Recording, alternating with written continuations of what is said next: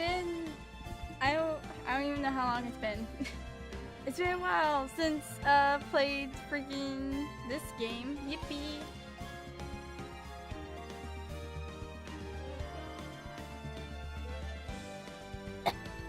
Oh god. Sorry. I am dying. I'm gonna perish on the spot. Yippee. I need to have like stream on like or that stream chat in the starting soon thing. I keep forgetting. Actually, hold on a second.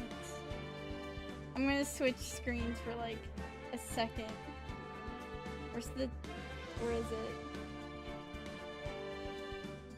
Where's the chat box? Okay. Copy. Starting soon. Paste. Alright, now we have chat here. Alright.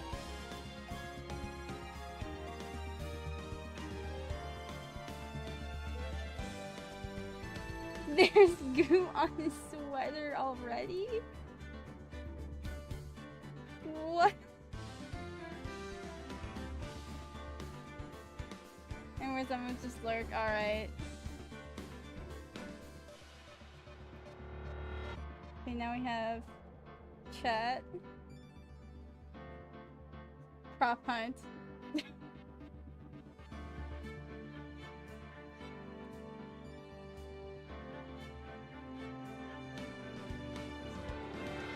Okay.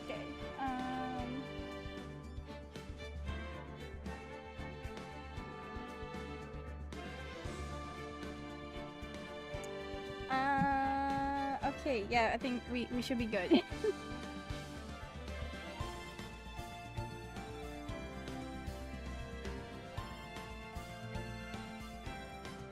But Rip Ron, he's back in jail again. Sorry. Very much apologize.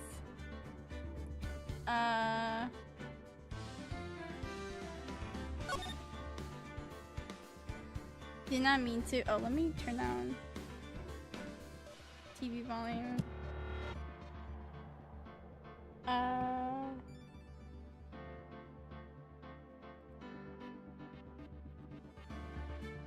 need to reload the stream. There we go. Okay. Okay. Let's just get on right into it.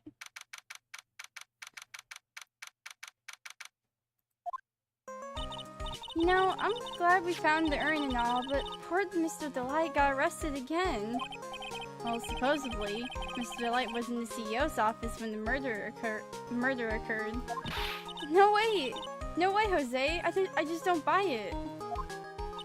But the one who proved that Mr. Delight was there was Mr. Nick himself. At least from what I can understand. Looks like you did too good of a job this time, Nick. Well, how about we just get started looking into the KB security murder? I think I'm gonna head back to Crane Village for a little while, if that's alright. Sure, but why?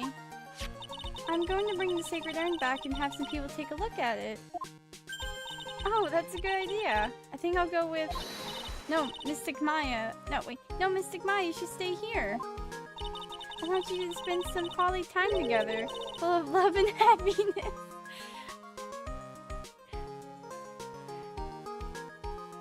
Pearl, you sweet child. Pearl's so caught up in her fantasy, she forgot there's a murder to solve. Sacred urn gets given to Pearls. Now remember, no fighting, okay? She's gone. Okay, Nick, time to get going to on this murder investigation. Anything about the urn? You must be relieved we got the sacred urn back, huh? You bet. But there's something a little different about it. don't... me? Like, don't question me. It's pretty obvious, isn't it? I mean, take a look at this. It clearly says I am on the urn, the poster. But the urn we got back says Amy, just like it always used to. Oh yeah, you're right. Plus, the vase with pink pink splotches on it now. Having a stroke again. I'm sure they weren't there before. He doesn't know, but 1 year ago, when the urn was broken, the repairer accidentally turned Mystic Amy's name into I Am. And that repairer was one mechanically unskilled little pearls. But still, I don't remember ever seeing pink splotches on it. Is it possible that urn is a fake? I'm sure Pearls will find out more about that once she gets back to Crane Village. Yeah, I suppose. Now that I think about it, Wright hasn't been back to Crane Village in a long time. So, I guess people still go to Crane Village to do their training, right? Yep, if you want to become a sphere medium, you'll need to undergo severe training. So why haven't you been training lately, Maya? Well, lately I've been thinking of heading to a channeling dojo to do just that. A channeling dojo, huh? Sounds pretty serious, wherever that is. If you're going to train, you have to be serious, otherwise real tragedies can happen. So what happened last year still bothering you? Oh, is what happened last year still bothering you? That murder in her village. It happened because the power of channeling was misused. When the medium used the crane technique, she temporarily loses her own will. So when an especially strong spirit is summoned, the spirit medium can get taken over and even forced to commit terrible crimes. It's worse, in those cases, the spirit medium has no memory of what happened. That murder, it wasn't your fault, Maya. You know that, don't you? I suppose not, but I guess I'm still a bit shaken up, that's all. Sounds like being the Master Crane is going to be a heavy responsibility. Okay.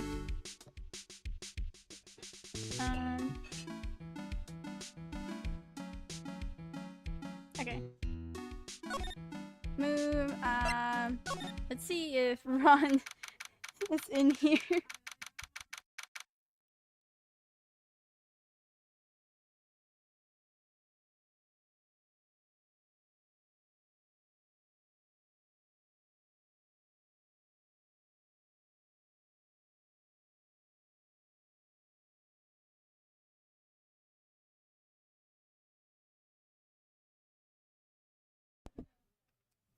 Y'all didn't hear that, did you?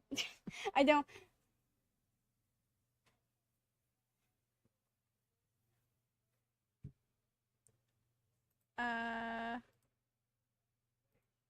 No? Okay, cool. My mom said my name and, like, I didn't know if, like, my mic picked it up. I was, like, scared, like, no, no, no, no.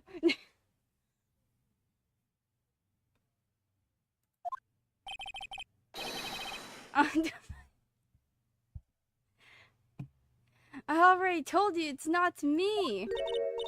Sad pitiful whine that tapers into silence. Sounds like they're interrogating Mr. Delight right now. And we don't have enough time as it is. Yeah, well, I guess the police are going crazy just like we were.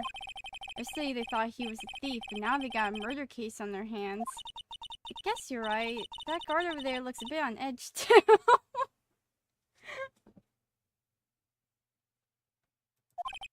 Come on, I'll just have to come back later. Okay, let's go check out some other place, Nick. He's like stone-faced, like. Okay. Oh, Nicky boy, Maya! Mr. Light. All I wanted to do was help my dear Ronnie. Yeah, but I guess I ended up hurting his case. Don't say that, Nick. She doesn't need your help beating herself up. Hey, Nicky boy, please help Ronnie. He's not a killer, I swear. My Ronnie wouldn't hurt a fly. Alright, I'll poke around and see what I can find out. Really? Are you serious? I'm so happy. I knew asking you for help was the right thing to do. I don't know why I can do it to help anymore. I had no idea Miss Delight has such a vulnerable side. Listen carefully, Nicky boy. Ronnie would never, ever kill anyone. It's just not in him. I don't think he would either, Nick.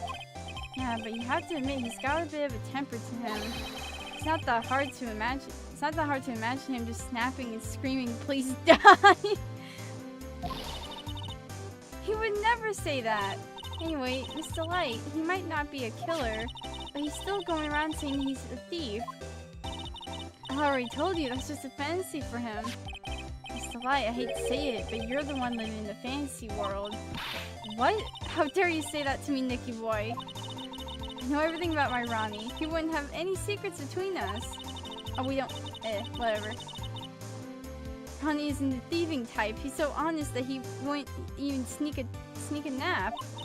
He's so honest that he won't even steal a glance. A thief? Ha! Very idea. I guess I just don't get it. Huh? Get what? I just can't understand how they can be so different and yet be such a happy couple. Yeah, they sure are different. Come on now, Nicky boy. It's not that mysterious, is it? It was love at first sight. For me, anyway. What? For you? I hate these kinds of people more than anything. You mean ace detectives? No, I'm fine with ace detectives. Oh, so then you must mean thieves. No, they're all right too. I just hate thieves that pretend to be ace detectives. There's nothing I hate more than cowardly men. By the way, why did you go to Detective Atmy's office anyway? Well, as the trial went on, I started to get more and more anxious. I went there to try to find out more about the real criminal. The real criminal? Yes, obviously, the real Master Mask is not my Ronnie, right? Yeah? And Detective Atmy knew more about Master Mask than anyone else. They mentioned him on the Great People Around Town segment on TV. So then you went there to ask him some questions. That's right, I'll do whatever it takes to save my man. The secretary said the ace detective isn't in right now. I forced my way past her into his hideout. I wouldn't exactly call that office of his a hideout. That bag was sitting right there on top of the table. Oh yeah, we saw that bag there yesterday too. There's nothing lower than someone who would try to pin a crime on someone else. Miss Delight, do you know about KB Security? Don't be silly, of course I do. That's where my Ronnie works. So she thinks he still works there, huh? And yet, according to what we heard today... Come on, don't tell me you didn't know. Ron Delight was once an employee of KB Security. He was a professional security guard. Ron quit. He doesn't work there anymore. It looks like Miss Delight doesn't know.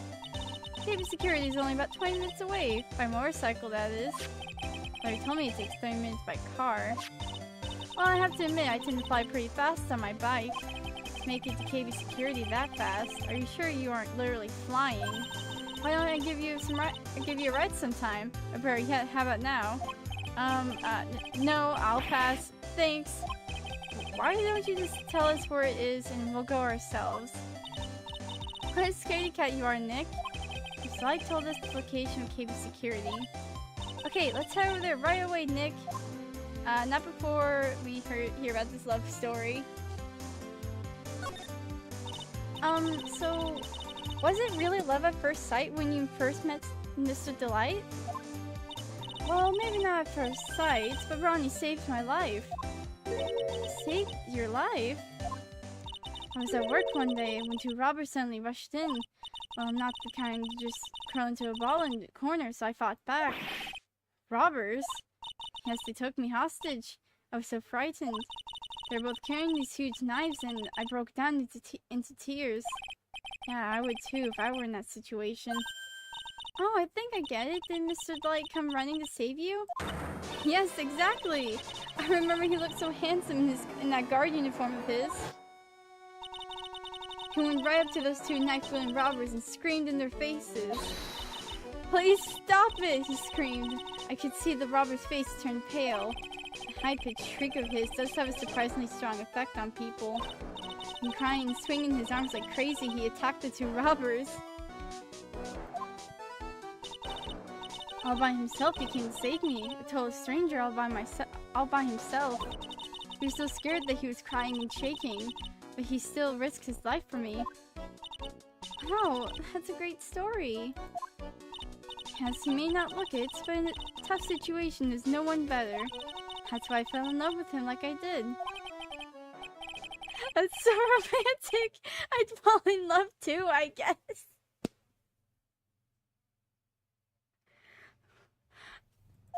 That is so sweet. Nick, I hope you do the same for me if I ever get taken hostage. What do you mean? With Maya, that possibility always seems to loom in the not-so-distant future. Bruh, what the frick you mean? Let me look at this again. Oh, I know, it's a fishbowl. An upside-down one, anyway. It needs a helmet. Alien helmet.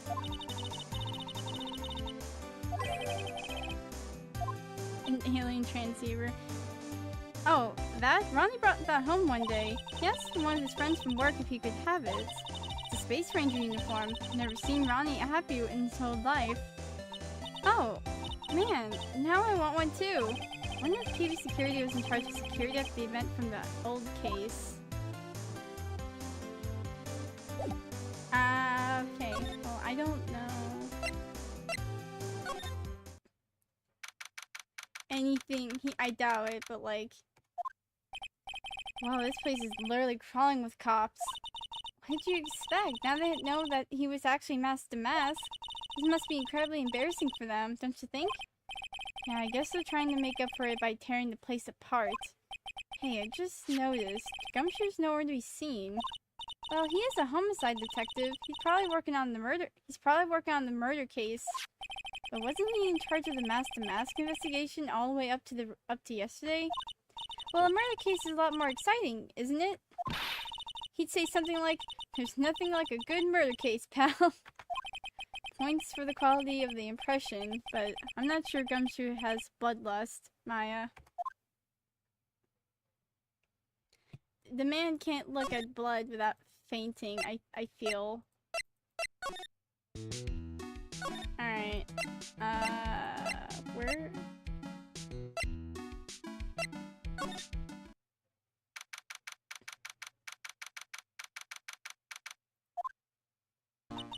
The treasures of Crane exhibit is all ruined now.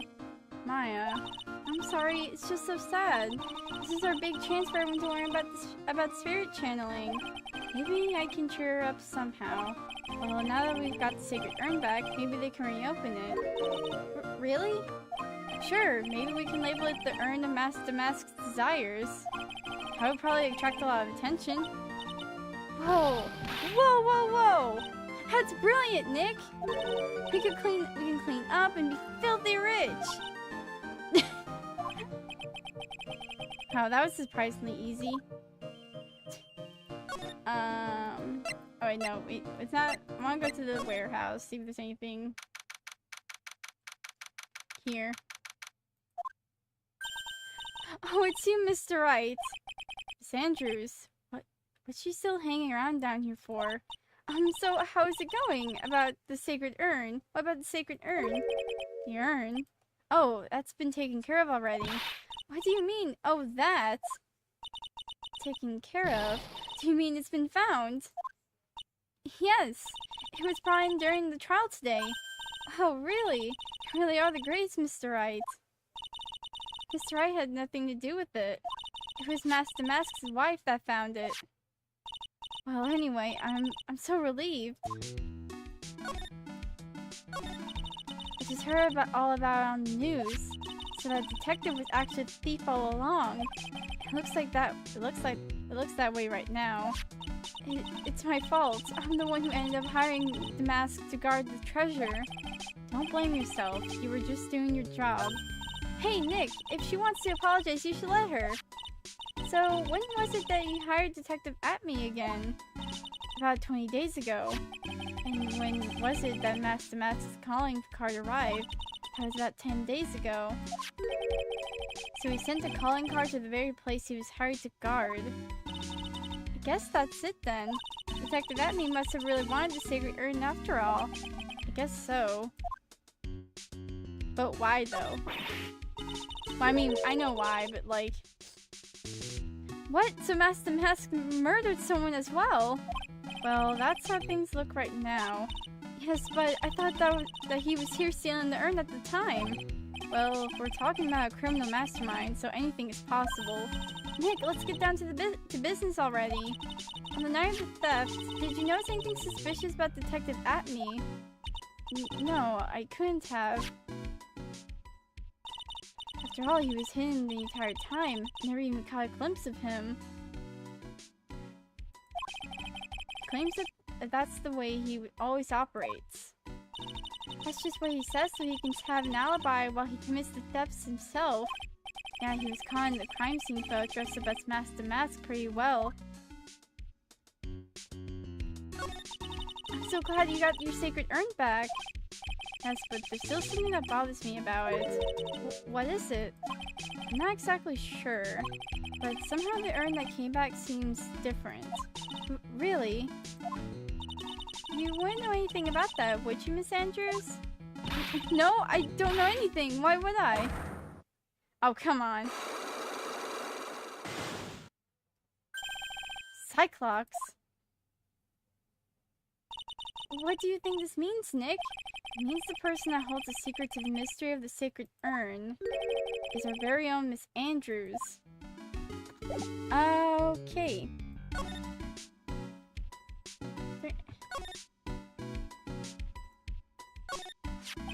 Statue wasn't where it was, wasn't where it is now when we first came here, right? Yeah, it was right next to the door, wasn't it? Well, if someone moved it, it was probably Master Mask. Maybe he didn't like being watched by Mystic Amy while he stole the urn. Hey, cut it out! You're giving me the creeps of that kind of talk. Looks to me like it's been tried for several days. There's something suspicious about this paint mark. The bottom part of it is shaped oddly, and it's shocking pink.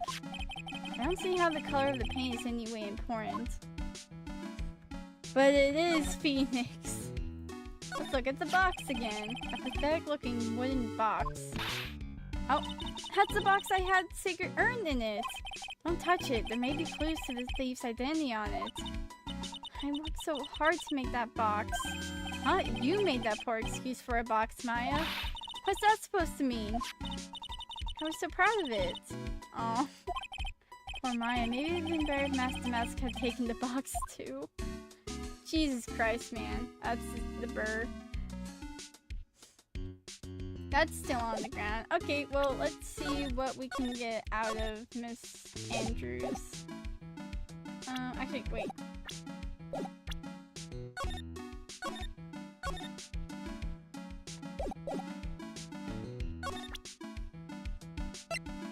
Probably, we don't have the... Do we need the urn?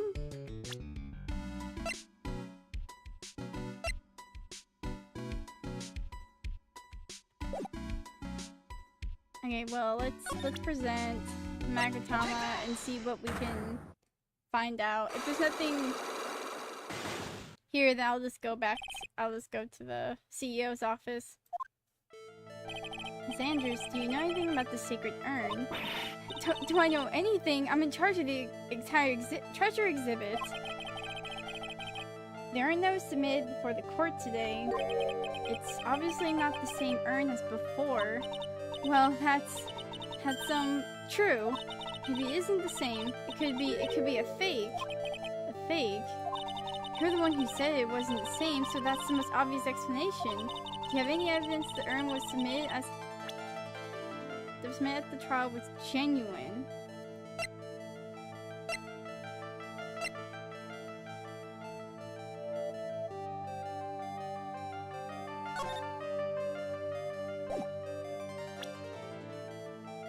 Do I need, like, the urn back?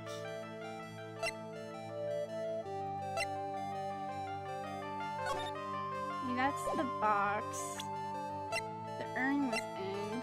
Oh, that's just the publicity photo. No. See, look, it was a fake after all. Nope. Okay, so yeah, I don't have anything.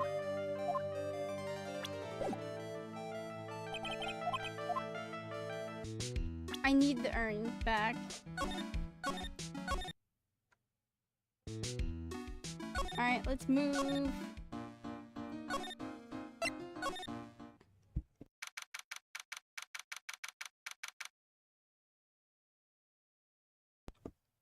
Dear God.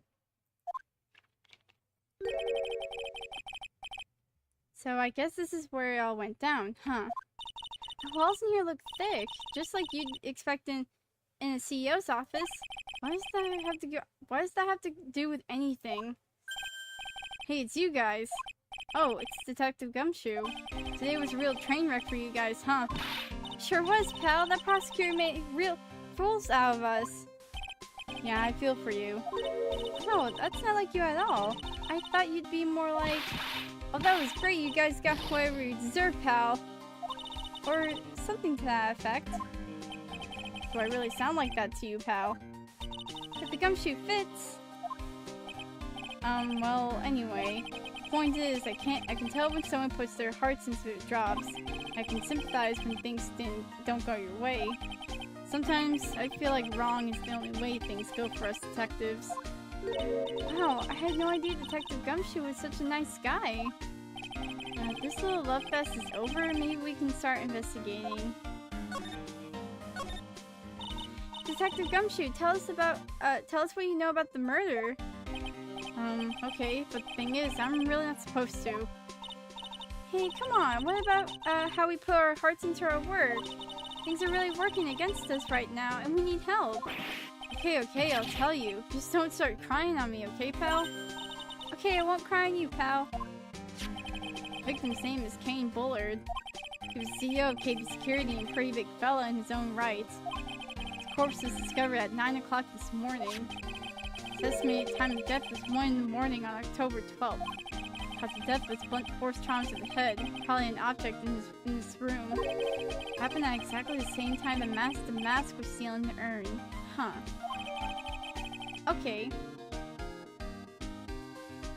So, he got knocked in the head. So, why did it take almost an entire day to discover the body? There's a good explanation for that one. I think I can freaking tell.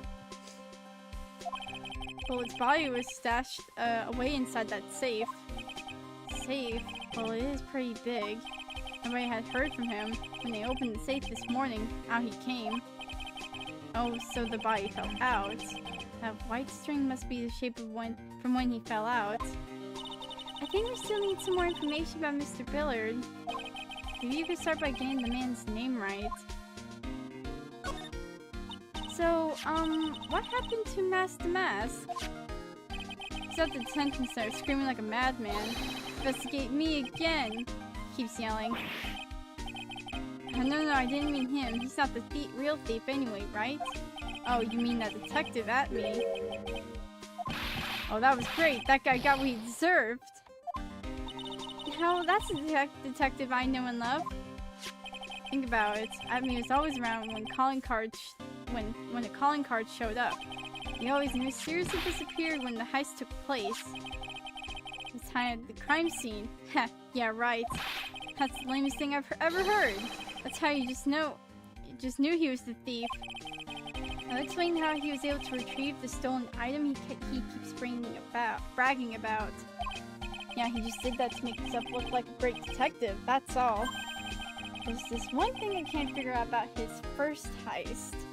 His first heist? Yeah, the Tear of Emanon case. There was a witness on that one. A witness? Here, I saved the newspaper clipping. Since the thief is already under arrest, you guys can keep it.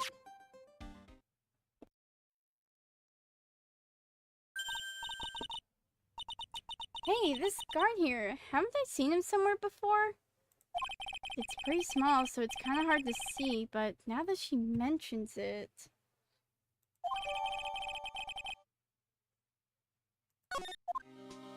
Okay, what about Gato? Oh, that prosecutor. I really don't like that guy. The way he used our own evidence to do that to Mr. Delight.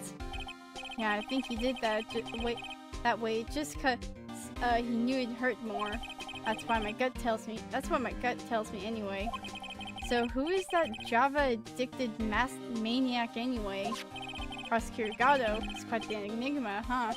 Thing is, pal, I never heard of the guy before. Just showed up one day at the prosecutor's office. Came out of nowhere. That's right, he said this was his first case as a prosecutor. And it's true, according to the records anyway. But the way he's an amateur. He's an Iceman in court. A maverick that gives me goosebumps. Goosebumps? You? Yeah, I knew something was off about him, so I asked around. Nobody would talk to me. They all just turned the other way. Poor Detective Gumshoe. I had no idea you were so unpopular. Oh my god, Maya. No, that's not what I meant. That Gato guy acts like he knows me and has a grudge against me. I get the feeling he's hiding some kind of dark secret. No kidding. Okay, what is up with this newspaper?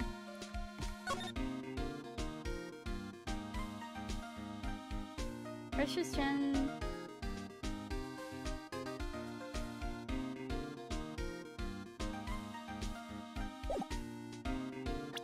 Coffee Man.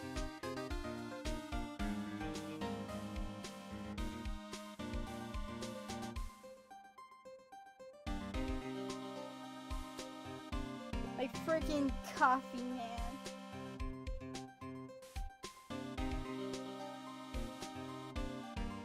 Okay.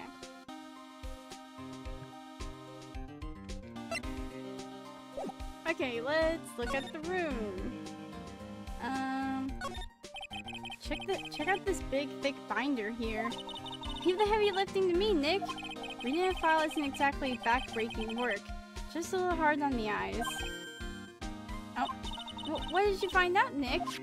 This file, it's not about any sort of security operations or anything. This huge file is all about Mask to Mask. It's filled with info on him. What? What kind of info? It's filled with incredibly detailed information about his methods and the crime scenes. Hey, Nick, look at the last page. It's a list. Let's see. Here's a Emanon, $100,000. Oh, hold on.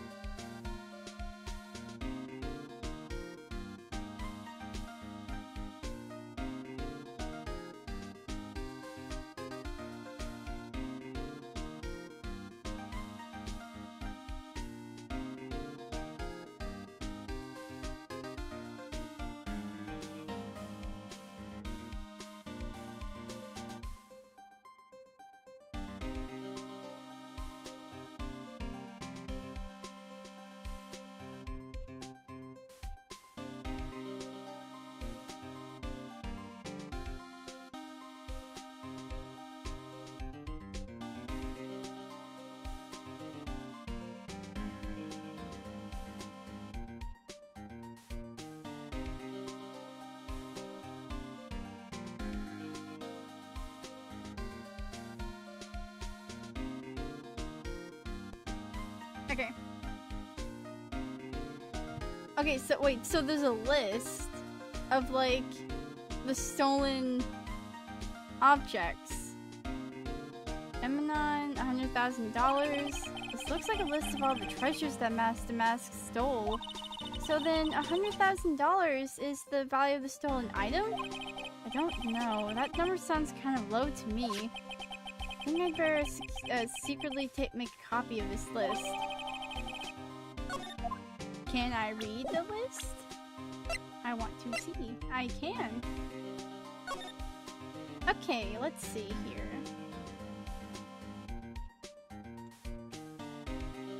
These seem like oddly low. Like, especially for like a crown as well, like an artifact. Why is it so low?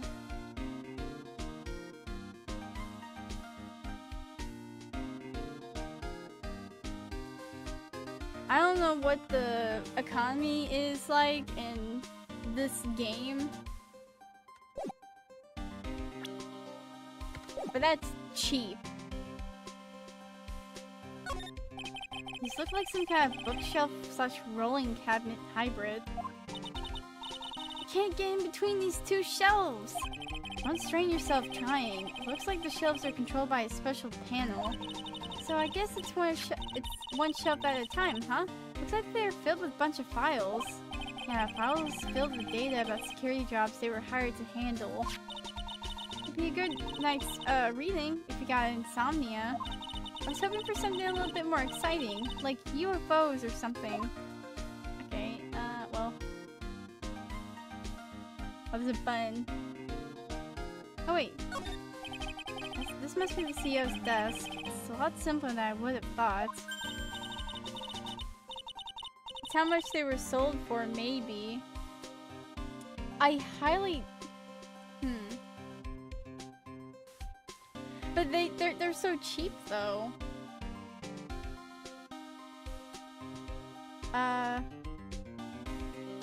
Hey, that looks like a super soft chair. Let me try it out just for a second. No, Maya, you can't be doing this. Or fakes, huh?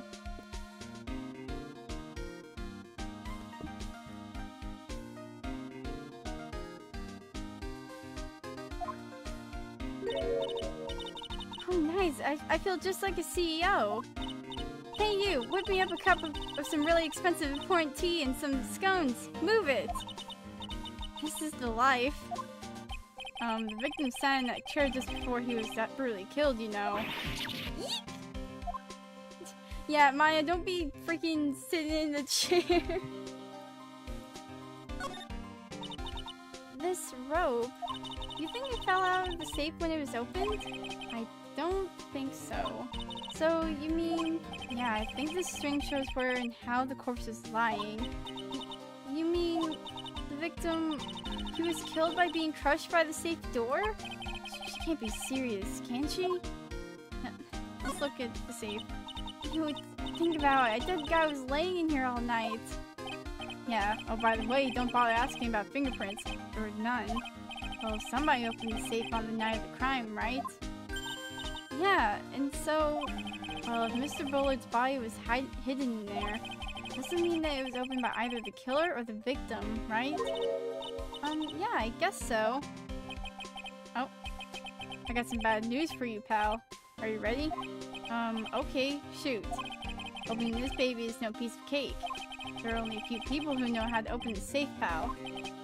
Yeah, and everyone that knows how to open the safe had airtight alibis, I checked. Everyone except one, that is, I'm almost afraid to ask, former security chief, Ron Delight. Ah, frick. What? Ron Delight? He was a security chief? Ron, so he knew how to open the safe, huh? Yeah, sorry for raining on your parade there, pal. Okay. Since he was a former okay. So that doesn't help his case out either. Oh, there's a button here. Let's see. Oh my god. Maya, what the frick? Hey, cut it out. Don't press that. I thought it was pretty funny. I never knew Detective Gumshoe could jump like that. Where's that button anyway? It's an emergency buzzer. It says it right there on the panel. Oops, you're right. It was written right there. Nick, how many times have I told you to read the instructions first? So alarm's connected to the basement guard room. It's used to summon security up here. Really? Then it's possible of the night of the crime. Oh, so when the CEO was attacked, do you think that maybe he pressed the buzzer? Yeah, I thought about that, so I asked around down there. They said that the buzzer never went off that night.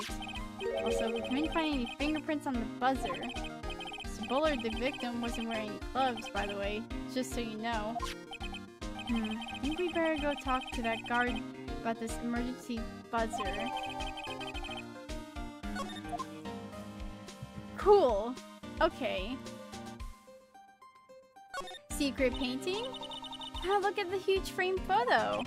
All mountains rising majestically against the dark and cloudy sky. The title written on the bottom of the photo, the greatest sunrise of my life. This is it. This was his best sunrise. It's really freaking depressing, but it looks cool.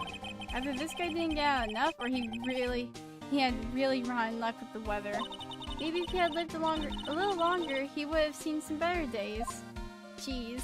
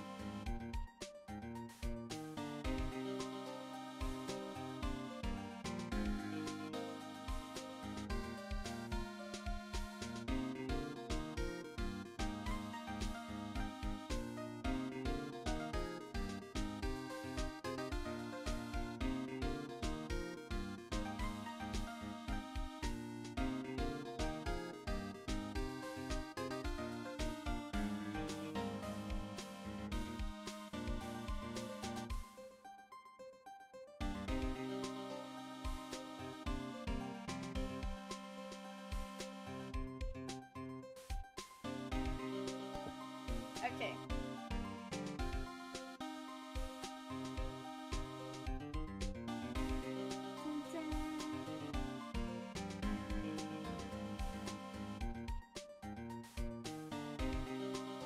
Okay.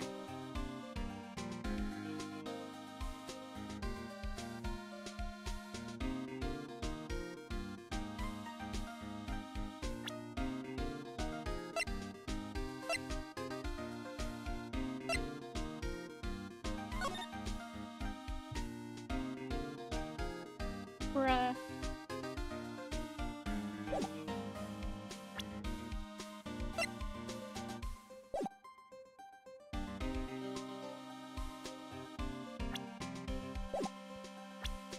Nope. Anything more I need to talk to you about? Probably not. let's go to the security room. I already recognize that jacket. Wow, this is really something else. For a security guard's office, it sure doesn't feel very secure. Maybe security guard. Oh, I just remembered Larry might be. Hey Nick, what's up? So he is here. Yo, how's it hanging, dude? And you got my sweet little Maya with you too. Hi, Larry. Here I was working my fingers with here I was working my fingers to the bone, and walks in an angel. I've got no problem with a daytime date. It's all good. No, that's not what we're here for. We're investigating the bullet murder case. Huh? Oh yeah, that's right. You're a lawyer, aren't you? He's so hopelessly clueless. Well, if it's about the murder case, boy have I got some good info for you. Really? What is it? Well, I don't mind sharing with my sweet little Maya. But Nick here is a different story. But Larry, I thought you two were old school buddies. That was then, and this is now. Bruh. Thank you, Larry, for being such a good friend. So, what's this good info you were talking about, Larry? Hey, I'm a guard, a pro. I can't just give away information for free. He wants a bribe. I thought professionals were more, I don't know, honest? Can you talk to him, Maya? Larry, tell us already. What's the good info? Hey, I like that. This can... What? This... Okay, I'm gonna freaking... Larry's cool at times, but most times like this, I just want to, like, punch him in the face. Where did my mouse go? Okay. Yes, so tell me. Okay, so the thing is, Rondelight was an employee here. And actually, since I'm a pro, I looked into his background. Follow me? Because you're a pro, I follow you. Go on. Well, 1 year ago, Rondelight was fired. And there was no warning at all. It just happened all of a sudden. I know this is a small company, but I think that was pretty awful. I guess he must have done something bad to have gotten fired like that. How dare you know ping? I don't ping everyone, like...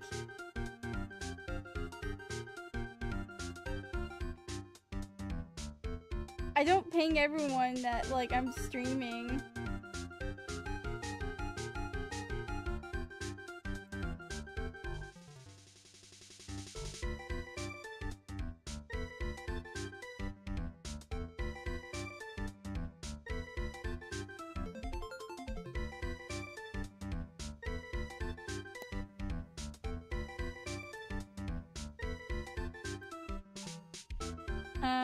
Like, maybe skipping out on work to go pick up...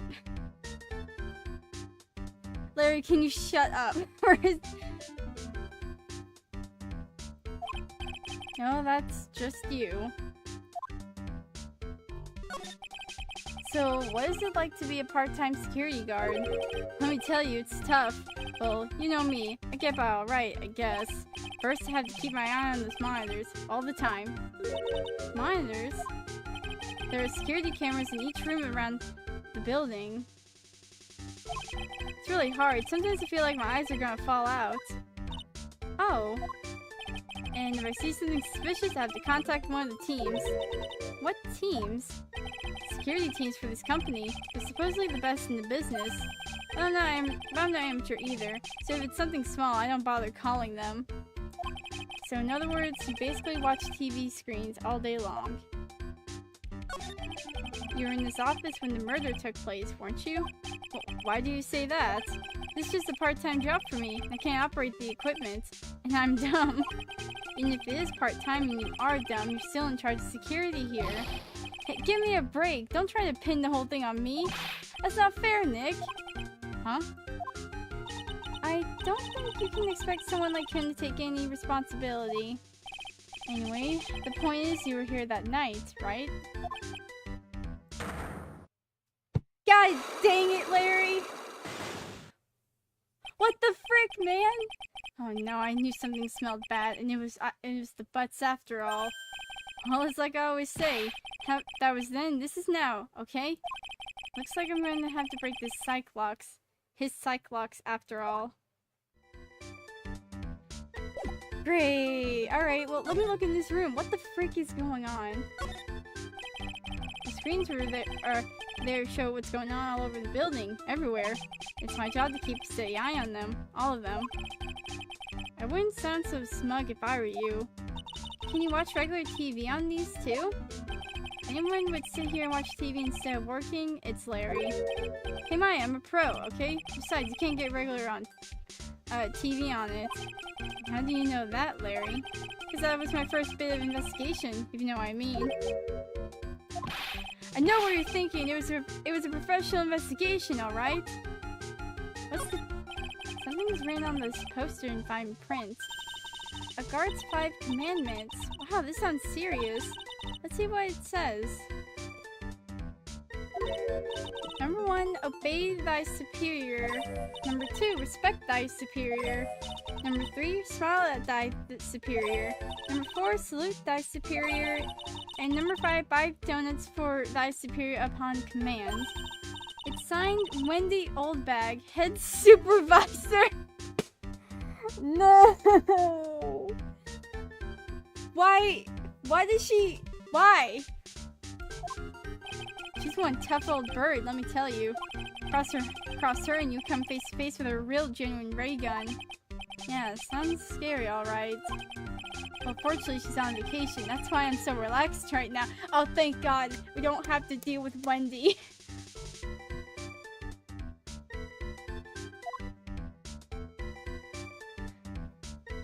What the frick is this?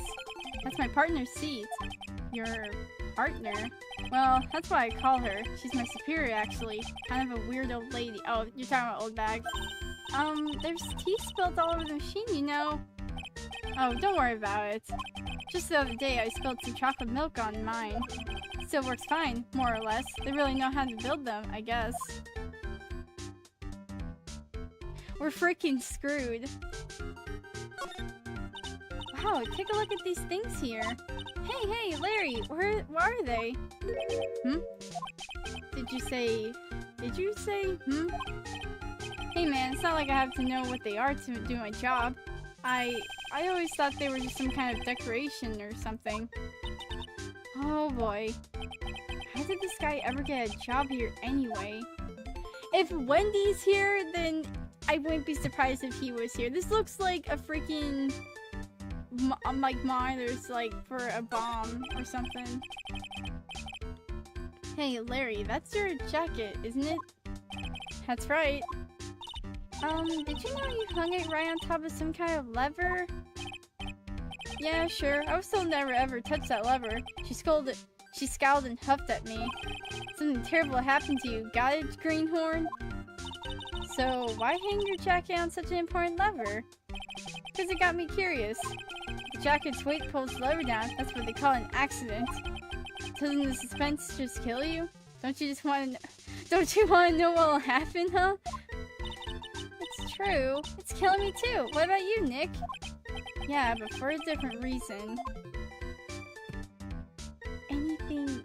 No? Okay, well, alright, Larry, let's talk to ya. And figure out what's going on. Take that!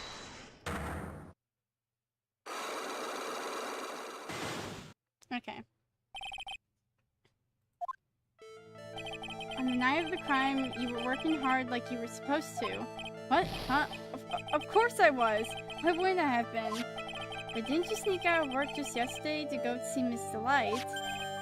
But that was, and this is, that was, and this is this. Is there any chance that you snuck out of work last night to...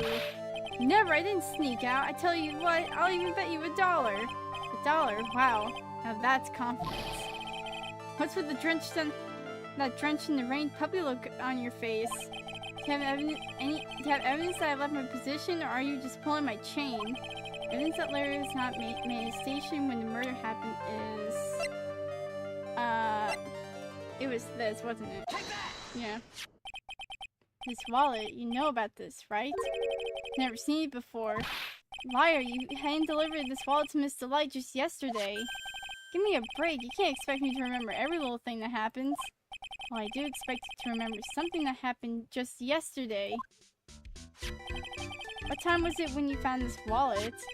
I guess it was around 1 in the morning on the first floor of our company building. 1 o'clock in the morning. That's right. In other words, Larry, at the time of the murder, you were away from the security guard office. Okay. Yeah, but there's something that you didn't think about. What's that? My shift that day didn't start until 10 o'clock p.m. The murderer might have snuck in before then. What do you mean by that? If the murder had snuck in before 10 p.m., then it wasn't my fault. It was the fault of the guy whose shift was before mine. I don't have the feeling that he still doesn't get the seriousness of this. Listen up, Larry. We know beyond a shadow of a doubt that the killer snuck into the CS office after 10 p.m. during your shift. It's because of the card. Larry, when you use this key card, doesn't it leave a record? Yeah, it does. I can't show the record to just anyone, you know. My keycard data was already made public in the trial today. What? I didn't know that. Any kind of request for info like that is supposed to go through me. Boy, does that sound a bit arrogant coming from a part-time guard. Anyway, according to the data, the door of the CEO's office is open with this card. Furthermore, it was most definitely used at 1 a.m., the time of the murder. No way! Yes, someone used this to get into the CEO's office. It happened at 1 a.m. on the night of the crime, right in the middle of your shift. Oh. Larry, you can't duck your responsibility this time. No. Alright, Larry, spill the beans. What the frick happened? Oh, I knew it. It's all my fault. It's my fault that the boss was killed. My fault. Larry, there was nothing I could do. I have important issues to deal with too, man. It happened that night anyway. My donut happened. Huh? Your donut? I have a bad feeling about this. Yeah, my donut called and said I have to talk to you right away. Someone to see her, and he was standing right there next to her. Who was? Her new boyfriend. It was like some horrible joke. Before I knew what was going on, the guy socked me right in the kisser. What? Normally I'm the one that does the punching, isn't that right, Maya? Yeah? So, is that why you left the security guard office? I'm sorry, it's all my fault. How can I ever make up for it, Nick? What can I do? What? Oh my god. He's curled up on the floor, crying like a baby. Oh boy. Nick! Is there anything I can do? Anything, just name it. I'll do whatever I have to make up for it. I swear I will. Larry. Hey Nick, as long as he's offering, why don't you show him the evidence we've got? She's right. Maybe we'll get at least one bit of useful information from him. Nick! This pathetic man. Okay.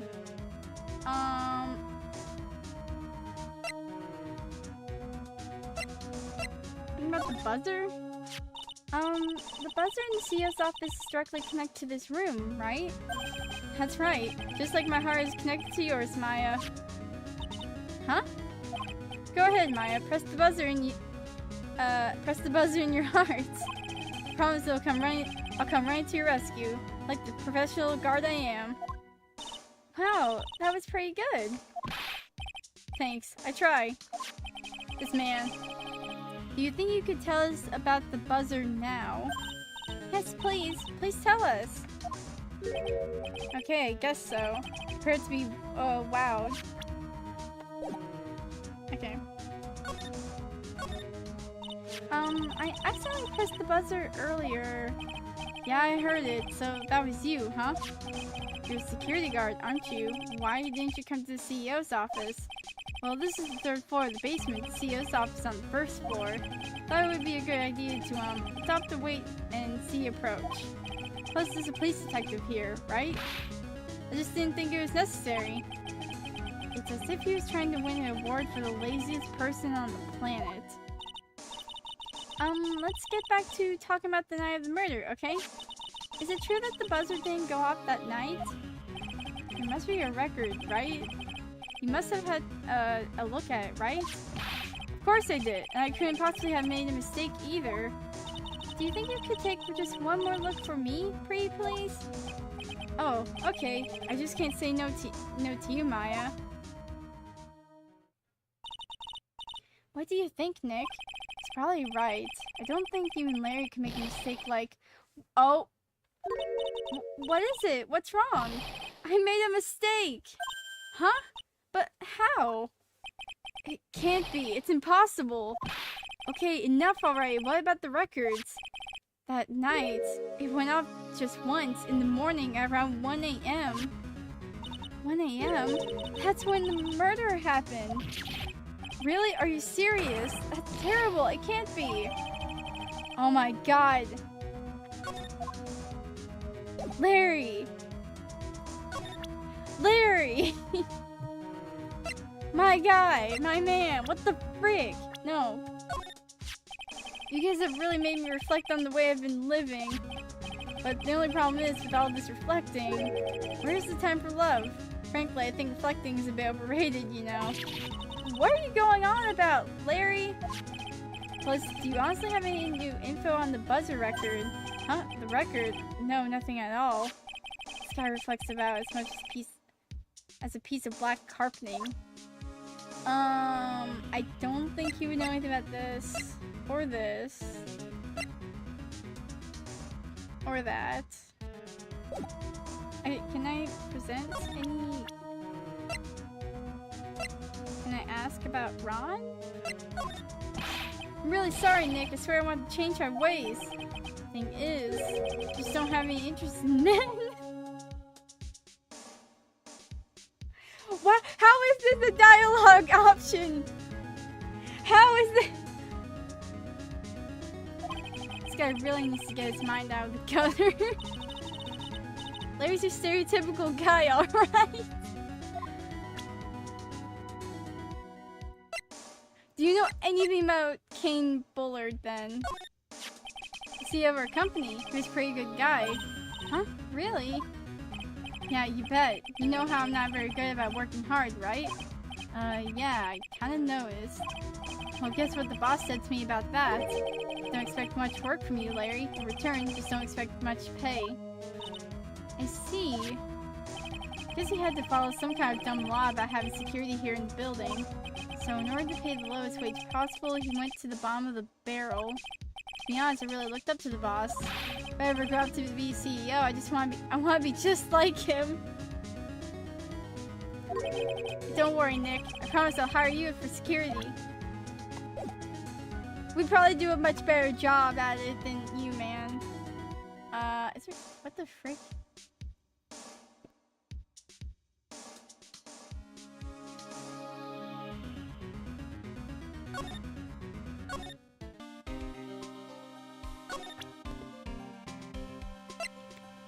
Hey Gumshoe, look at this.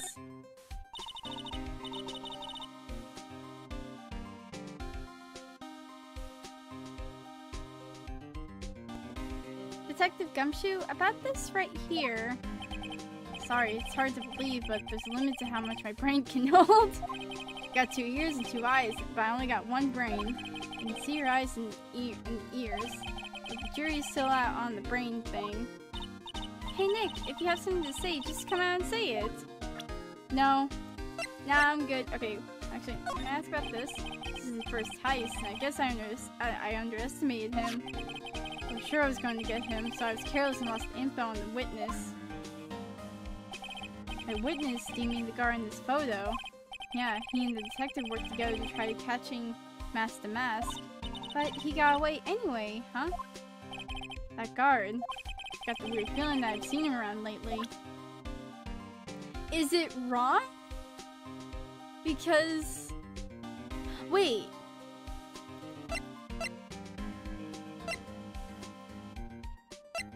I highly doubt wrong.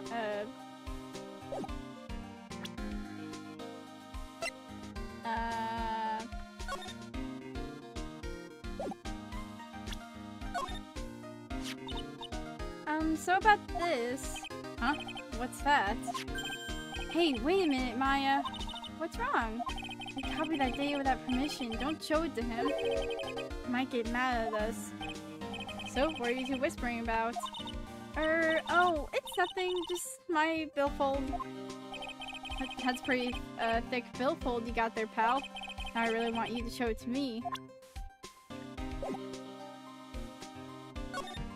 Okay,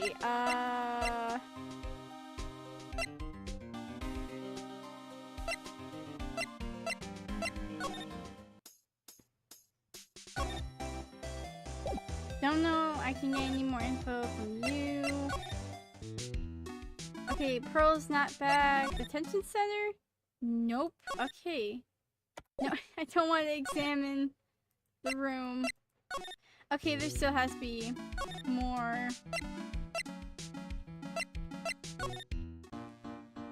Oh my god, we're just going everywhere.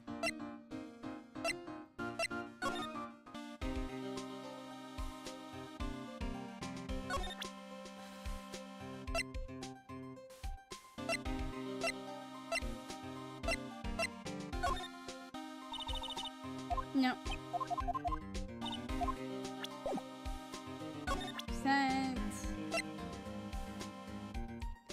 Okay. None of that. None of that. None of that. That's the first heist.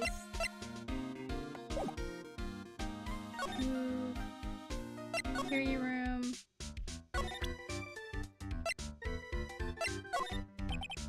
I think you know how much I want to help you guys, but I really don't know what to say about that. What is it, Nick? It's just that he seems so, I don't know, pleasant?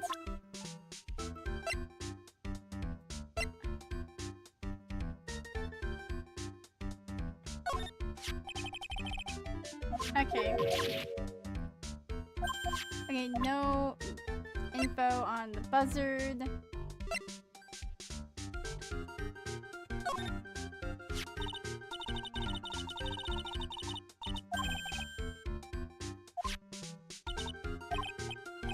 Nope.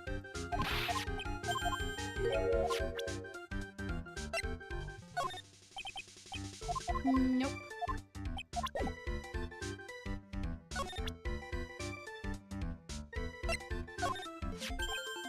Ah, that's the wallet I found.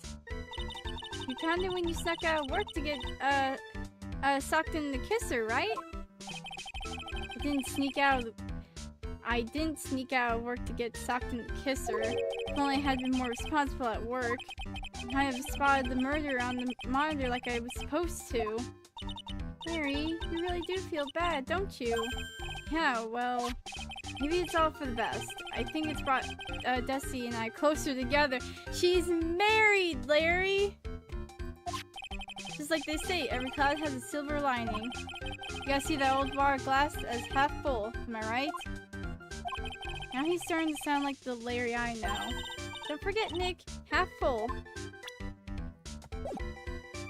I think we need like a freaking scan on Larry's brain, see if that's completely there. Or if it's the size of a peanut.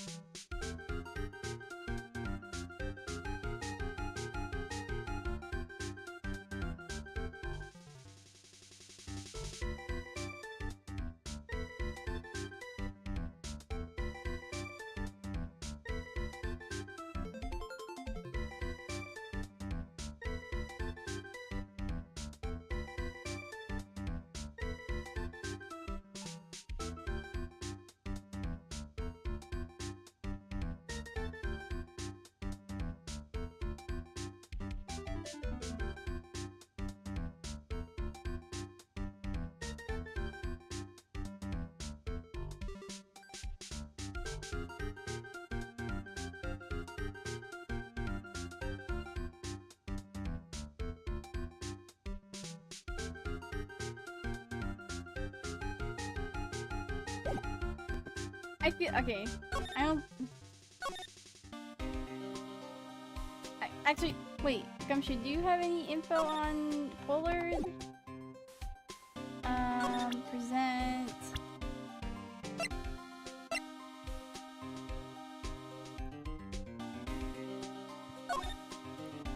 Detective Gumshoe, tell us more about Mr. Shane Bluebard. That's Kane Bullard, not Shane Bluebard, pal.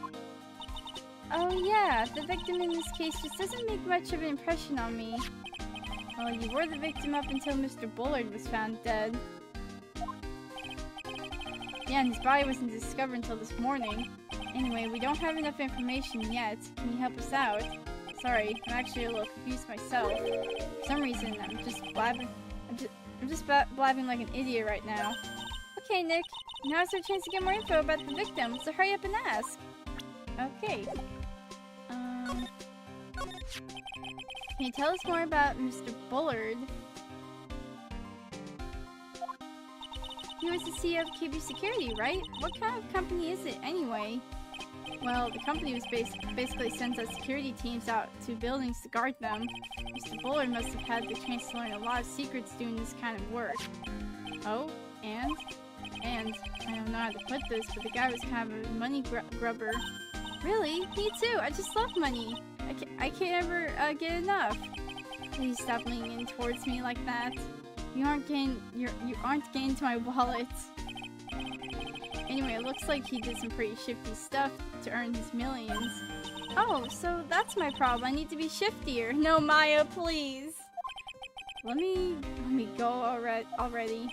Apparently he was involved in selling trade secrets between rival companies. Oh, that's pretty dirty, underhanded. Yeah. Oh, KB Security used to head security operations against mask to mask. What? Really? Yeah. No, and after screwing up so many times, the company's reputation really took him a nosedive. So it really was Bullard who sent Ron the blackmail letter, huh?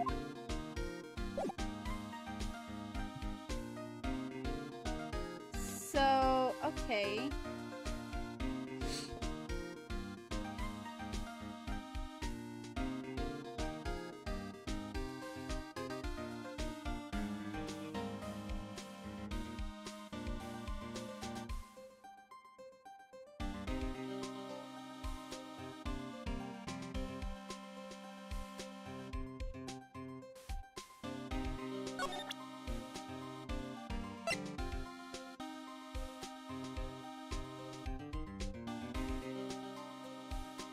Okay, let's show the maybe try to show the blackmail letter?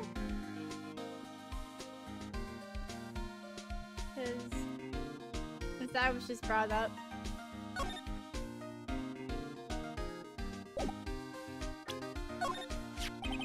About this blackmail letter.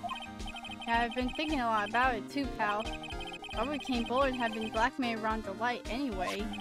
Well, Mr. Light used to work at KB Security, right? But what was it that made him quit? Nick, that's it! Maybe that's the same reason he's being blackmailed! Well, I'm in the middle of investigating that right now. Oh, alright. Okay, so you got...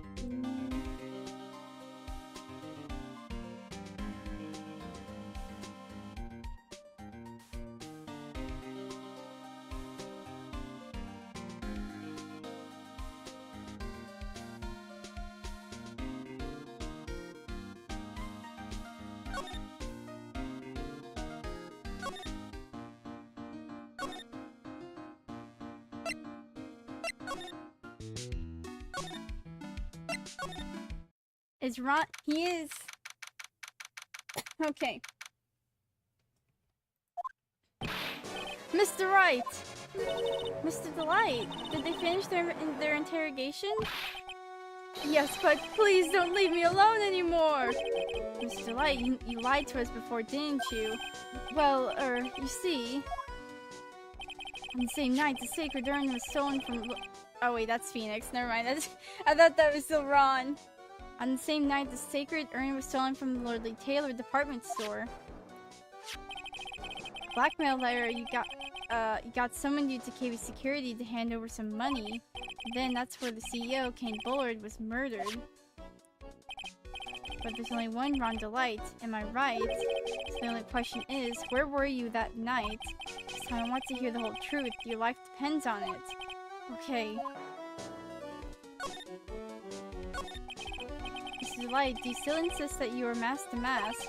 Isn't that why I've been saying since yesterday? That was a quick response. Tell me about it. To be honest, it's starting to get irritating.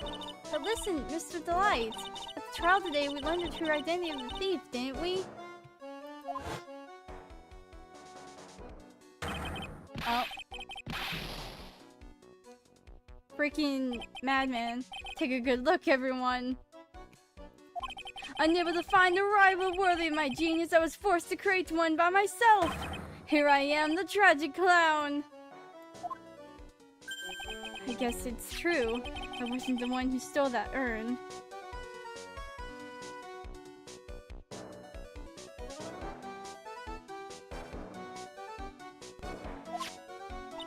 Of course not. After all, you were at KB Security at the time.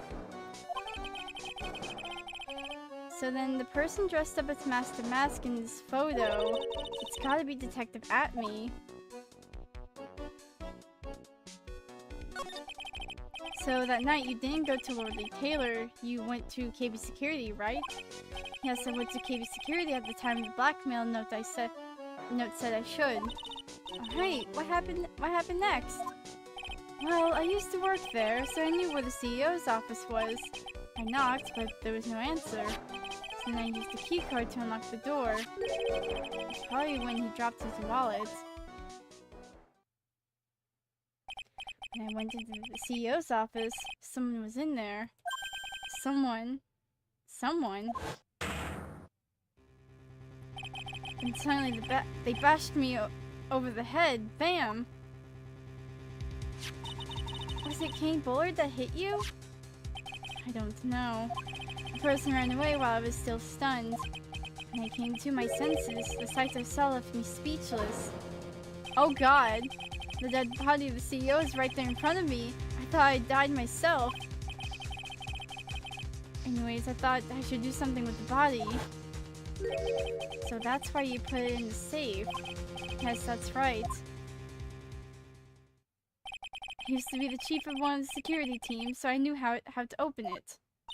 Okay, and what did you do after that? Well, I got out of there, for starters.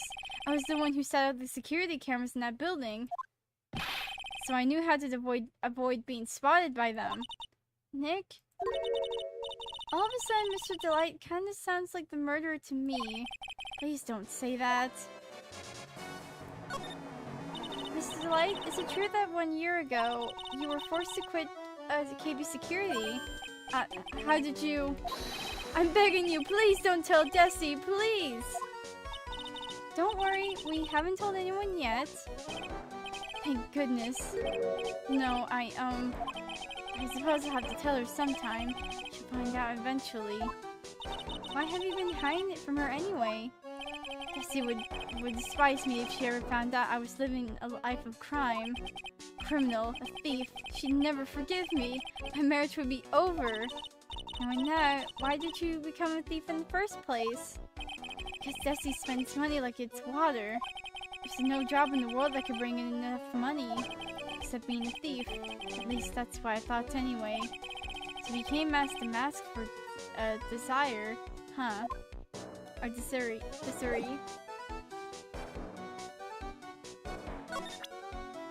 Anything I can present? Okay, wait. Hey, this is an article about my debut heist. Boy, that was a tough one. Before I knew it, they were hot on my trail. Master Mask, he must have gone away, right? It says in the article that he disappeared. That's right. I got a sudden burst of inspiration.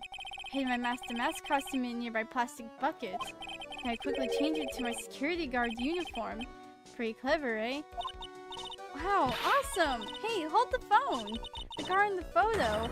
This is you, Is this you, Mr. Delight? That's right. Nice tricks if I do say so myself. Nice and easy to figure out. Even pros could see through that in a heartbeat. Okay. The guard is Rondalite. But as you might expect, Detective Atme found the disguise. He truly deserves the title of ace detective. Detective Atme found the master disguise. And that's interesting. Yes, and I heard that he brought it home with him. So that's it. That's when Atme got his hands on this. Thanks to that, I got the chance to remake my costume. It must have been really time-consuming, huh? Yes, it took quite a while to complete. Anyway, a few days after that, I received the first of the blackmail letters. Blackmail letters? You got them starting when? Starting when? Tell me more, now! Hey, calm down. Don't get so worked up. Okay, wait, so... As soon as, like... That was the first case. What? Wait.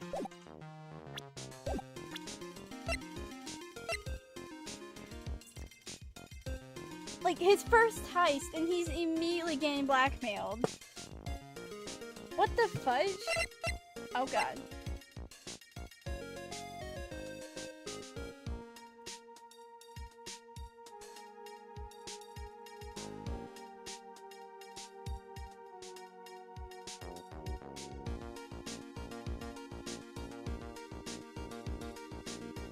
Okay.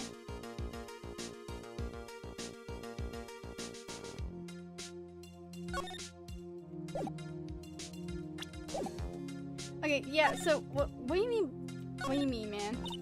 This blackmail letter, is this the first one you got? No, of course not. But this is the first one that ever called me out on to a specific location. So did you start receiving blackmail letters after this incident? Yes, just a few days after the Tear of Emanon heist. That first letter, it said, I know you did it. So someone found out about your true identity, just like that. It's not easy being a master thief, you know. I've got proof that it was you, so give it up. It went on to say. So in the end, I had to give up the treasure I went through all that trouble to steal. Is that right? Hey, hang on a second. What do you mean you had to give it up? But don't worry. After I put the jewel in the safe deposit box the letter specified, someone sent me $10,000. I won't say anything about me being worried, you know. After that, I started getting the plans in the mail. Plans? What are these plans you're talking about? They were the instructions on how to steal a crown or painting or some other rare treasure.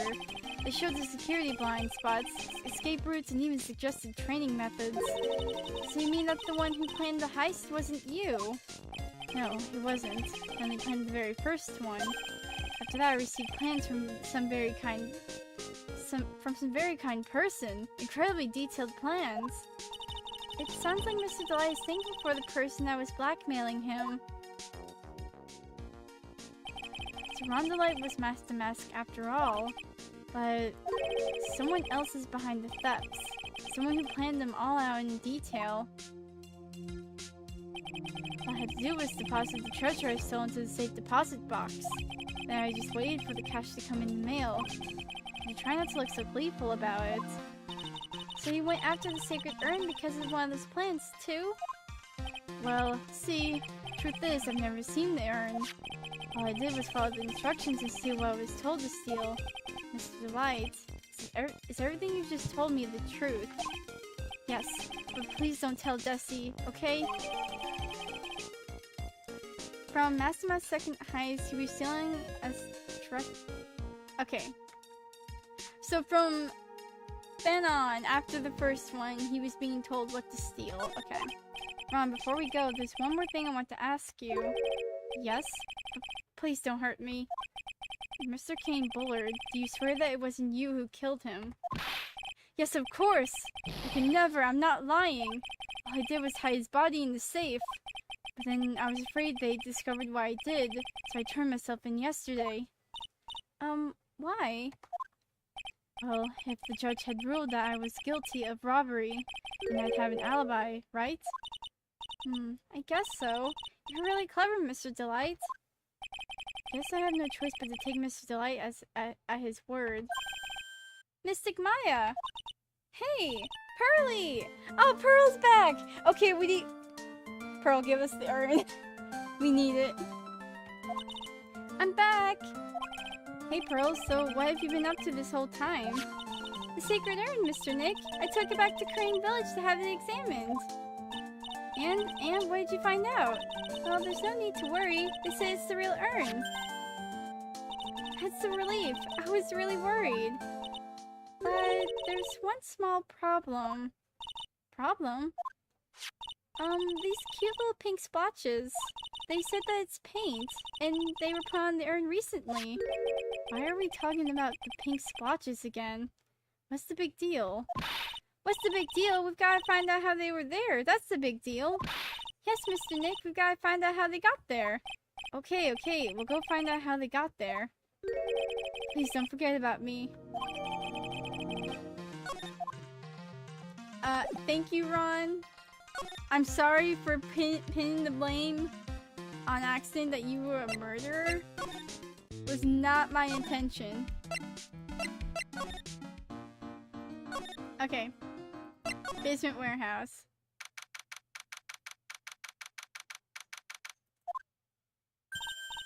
Oh, Pearl, how nice to see you. Hello there. I haven't seen you around lately. What have you been up to? Well, actually, I was having this urn examined. Oh, I see. Maybe if we take another good look at this urn, we can figure out the mystery of what actually happened here. Nick, let's look around one more time. Okay, now if... Okay, no, don't move, like, actually, like, just look. This box, there's something about it that's bothering me.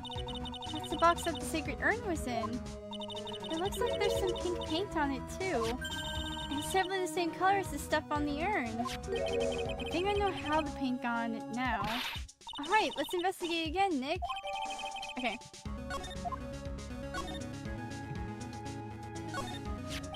It looks to me like it's been dry for several days. There's something suspicious about this paint mark. The bottom of part of it is shaped oddly, and it's shocking pink. Mr. Nick, could it be this odd shape is... Yeah, I'm pretty sure this is it. That's the box the sacred urn was in. If you look here, there's a little bit of paint on the box as well. How, you're right. Look, it matches. What is it, Mr. Nick? This is all turning out exactly as I thought it would. Okay, now we have paint marks. I think it's all starting to become clear. We're that much closer to solving that the mystery of what happened to the urn. Okay, and in here, looks like the door to the actual storeroom. You can see lots of big boxes and stuff back there. I guess that's where they were keeping the sacred urn. Remember, Maya, and Sandra said we're not allowed in there.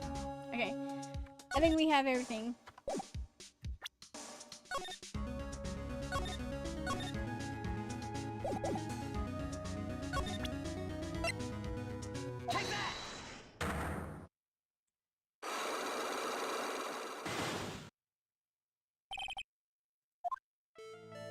Miss Andrews, do you know anything about the sacred urn? Do I know anything? I'm in charge of the entire treasure exhibit. The urn that was submitted before the court today. It's obviously not the same urn as before. Well, that's true. Maybe it isn't the same. It could be a fake. A fake. You're the one who said it wasn't the same, so that's the most obvious explanation. Do you have any evidence that the urn that was submitted at the trial is genuine? Sorry to break it to you, but the urn is the genuine article. Pearls went back to Crane Village and had it examined. Is that right? It's nice, but I don't see how... She discovered was that the urn had been broken again. Did you say again? Yes, it was broken once a year ago. Now it looks like the same thing has happened. Quite recently, too. Recently? Are you saying that this urn was broken recently? Yes, that's exactly what I'm saying. How do you think it was broken recently? How do you know?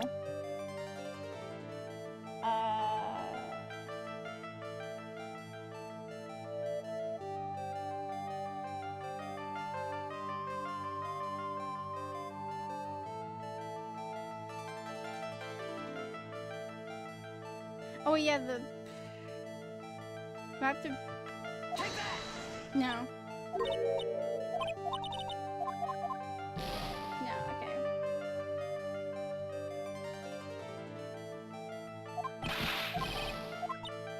No, not gonna read all that.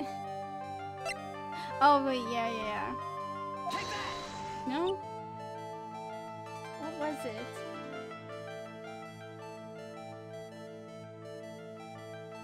Oh wait, no, the poster. Frick, I'm stupid.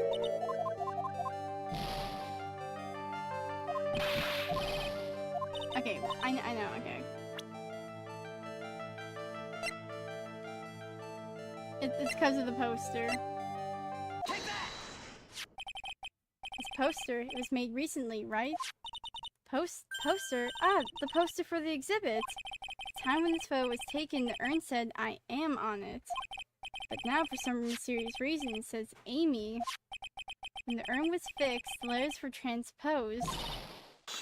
Okay, there we go. I am? What does that even mean? I don't know anything about that. I wasn't even there when the photo for this poster was taken. It was a mistake. Now, tell the truth. Wait. Or, even if the urn was broken, it had nothing to do with it. Huh? Yes, that's it. It must have been on one of the people at the photo shoot. They probably dropped it. I'm sure that's what happened. It looks like she's not going to give up that last Cyclops so easily. Have any proof the urn was broken here at Lordly Taylor?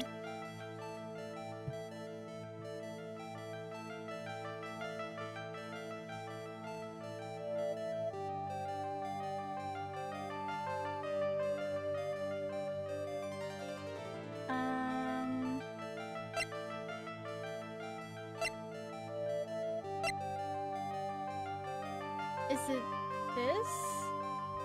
Because there's paint all over the... Yeah, okay. Well, Miss Andrews, what is this supposed to mean? There's pink paint all over this urn. There's pink paint all over the floor and the walls of this basement warehouse. In other words, this urn was broken here. You can't weasel out of this one, Miss Andrews. But... Uh-oh, she's trying to make her escape. You can't get pink paint everywhere. There's none in my office, that's for sure. Well, there is in my room. Liar. Anyway, the paint on the urn and the paint on the floor. There's no proof that it's the same paint. Come on, this is getting ridiculous. Keep blinking in the paint.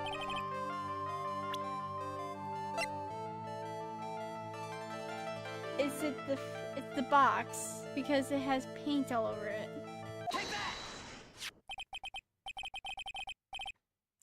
This box, the urn was stored in this, right?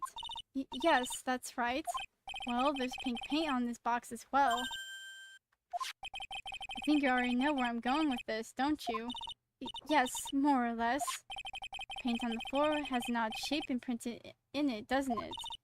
Yes.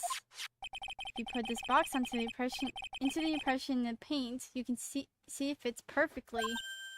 Which means this box was dropped right over there. And that is when the urn was broken. Your name does you justice, Mr. Wright. Blech. I can't read. Having a stroke. Hey, got our lives back. Alright, what happened to the urn? I'm so sorry. I was the one who broke the urn. Boy, this is making me feel like some sort of evil school teacher. I'm a terrible person. Not only did I break it, but I tried to hide what I did. Well, that's not so hard to understand, is it, Pearly? No, not at all. I know just how she feels. It happened about 2 weeks ago, just after the poster photo was taken on the same day the urn arrived here. I thought I'd put it away down here for safekeeping. I was carrying it in the box. When I tripped on a paint can, I lost my balance. The box I was carrying crashed to the ground. I heard a terrible noise and thought my heart was going to stop. Fearing the worst, I opened the lid of the box and that's when it happened. A broken piece of the urn fell out of the box and landed right into the paint. Man, Mystic Amy's, like, urn is just having a field day. I was in shock. And then a huge scream. I can totally see how that could have happened. Yeah, as clumsy as she is, I'm sure Maya understands. Well, I knew it was the most important treasure in all of Crane Village, so I tried as hard as I could to fix it. Fortunately, the shards were pretty big. And that's when I Am got changed to Amy. I didn't know how it was originally written. Any sane person fixing it would have assumed it said Amy. Any sane person? Really? Oh, Pearls.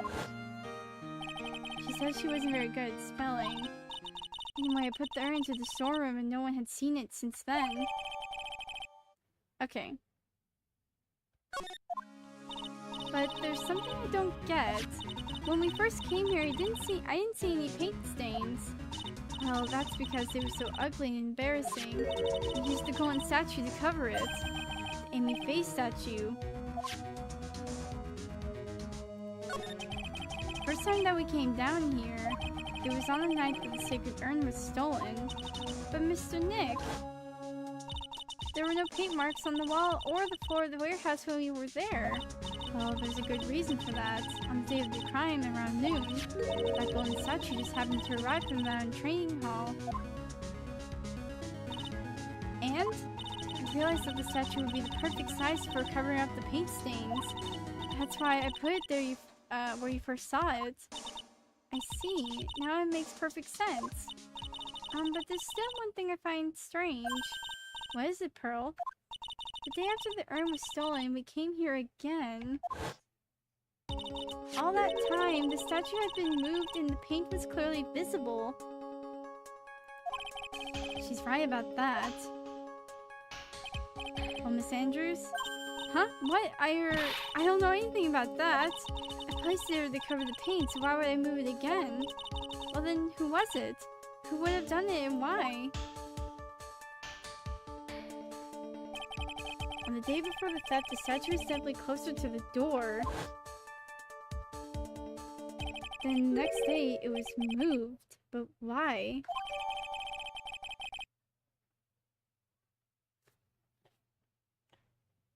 So, okay, what the frick?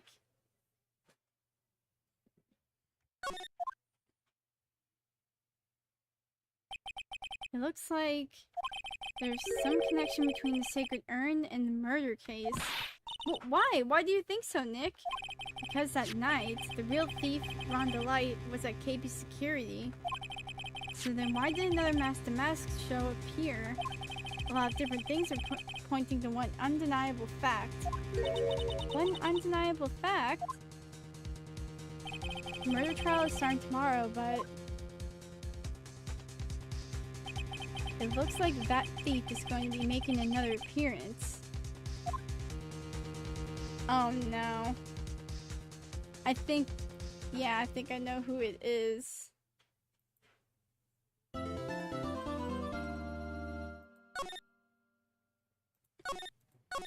God dang it.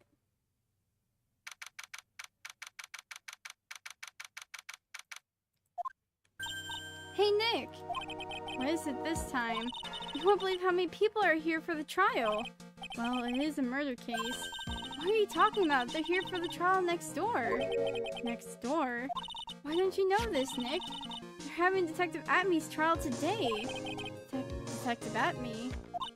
You say they're going to try him as Master Mask. Already? That was fast. Boy, I'd love to see Master Mask's trial. I know. By the way, where's Pearls? Oh, she went back home. She said she can't neglect her training anymore. I know you don't like me. Pearls has really gone into her training lately, huh? Yeah, ever since that incident last year. Oh, please don't ignore me! Oh, Ron. It's Ron. Okay. Oh, Mr. Delight. Good morning. No one likes me. No one would notice me, even if I killed someone. Come on, don't be silly. Wait a sec. You don't mean you're the murderer? No, I'm just a poor thief. No, wait, that's not right. A thief can't really be poor. Now let's see. According to Mr. Delight, from his second crime on, he was following a bunch of set plans. Plans that someone had been sending to him to help him commit the heist. Do you really think there's a connection between the thief and the murder, Nick? It's possible, but today's trial is a race against the clock. Huh? How come? Let's just take our time like always. I'm afraid that's not an option. We're on a freaking time limit here. Let's freaking go. I hear a cat. Hold on.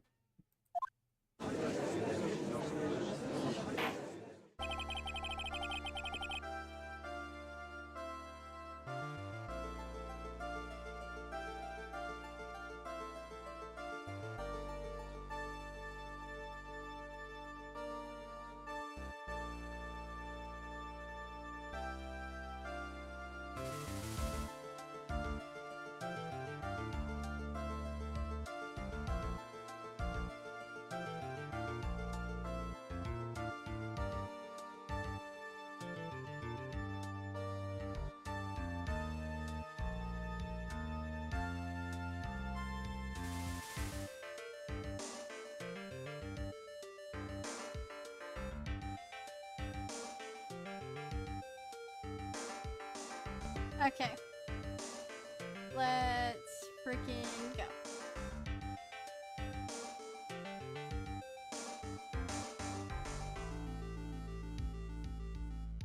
Court is now in session for the trial of Mr. Ron Delight. The defense is ready, Your Honor. You're ready? Preparation is the last refuge of the week. Okay, settle down, everyone. Let's begin with your opening statement, Mr. Gatto. He's got the judge in the palm of his hand, yet again. Ron Delight is simply too young to be sent to war. That's all. I'm afraid I have no idea what that means, Mr. Gatto. Ha! Then you need to get out more, Your Honor. Life is war, but that is exactly why you must be more precise in your wording. That's all my statement means. You understand now, right? Cat is screaming at me. Cat, I am busy in a court case.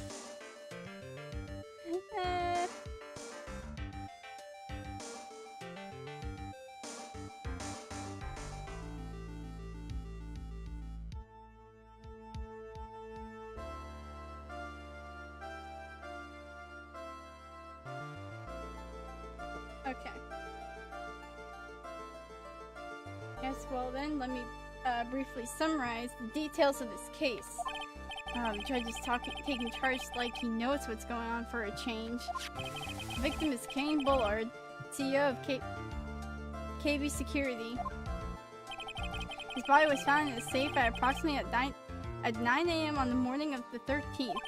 However, the time of death was estimated as 1 a.m. of the previous day, and that's when our little lost kin dropped the ball.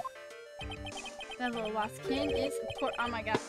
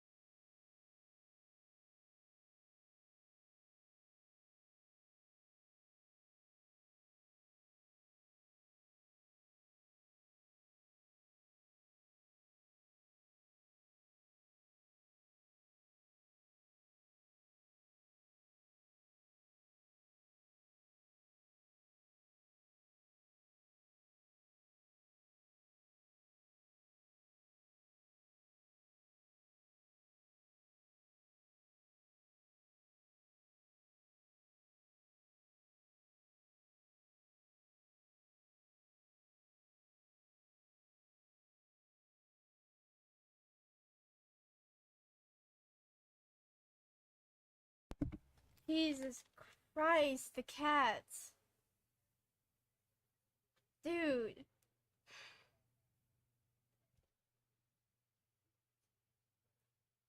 I didn't even get to see...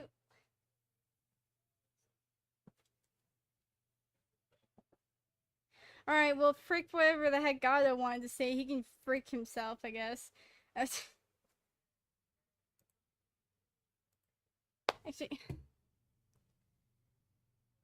Very well then, Mr. Gato, please call your first witness. I'm already done.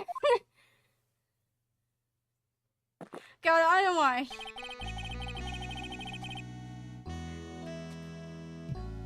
I'm literally. Ah, frick. I have the BR. You know what? Frick it. I'll be right back. Like, actually, it'll be a minute.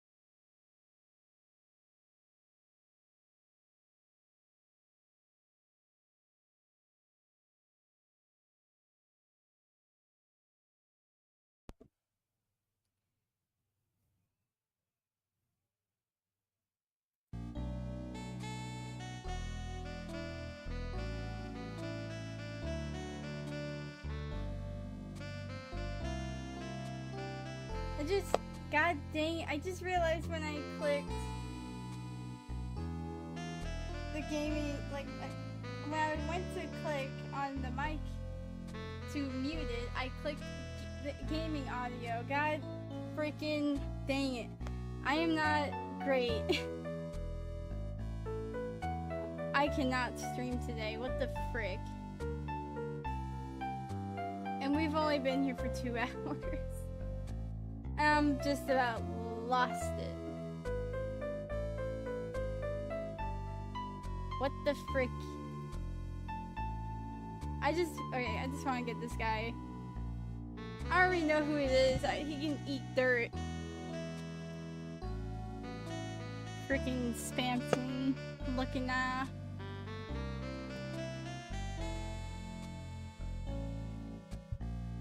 Never drink more than 17 cups of coffee during any given trial. The first one is always the best. Mr. Gatto, your witness. Okay then, let's hear what the defendant, Mr. Ron Delight, has to say for himself. The defendant? Well, Mr. Wright, does the defense have any objections? It'd be a bit of a disadvantage having the defense testify, but... Remember when Mia was defending me? She allowed me to testify so she could do the cross-examination. She put a lot of trust in me back then. I have no objections, Your Honor. The defense will allow Mr. Delight to testify. Ha! Got guts, try it. Alright then, Mr. Ron Delight, please take the stand.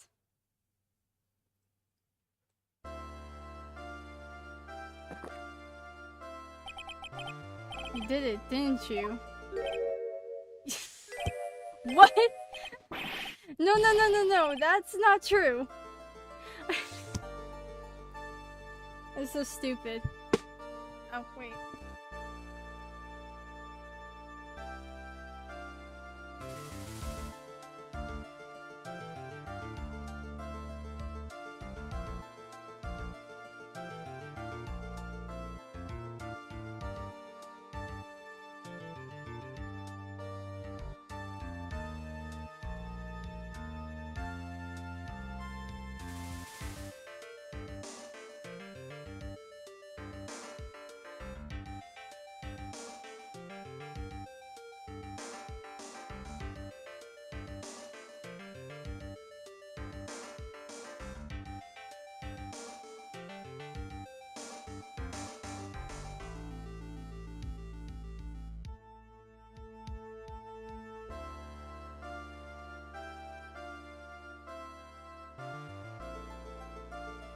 Okay.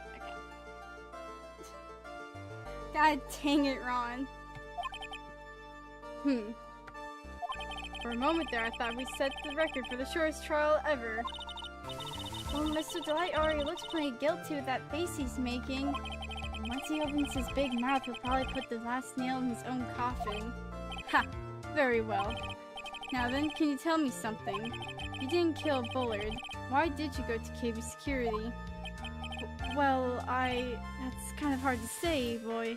I wish I could go home. Now then, let's hear some testimony about what happened.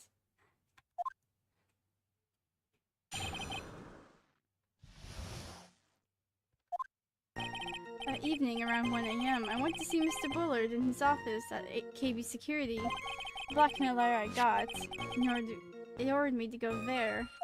I'd been working for KB Security until a year ago, so I knew where his office was. 1 AM, the exact time the murder took place. The weak get washed away by the tides of fate. The strong drink it up. It's bitter today, too, just like my destiny. You never know that from the way he's chugging it down. Mr. Wright, your cross-examination, if you please.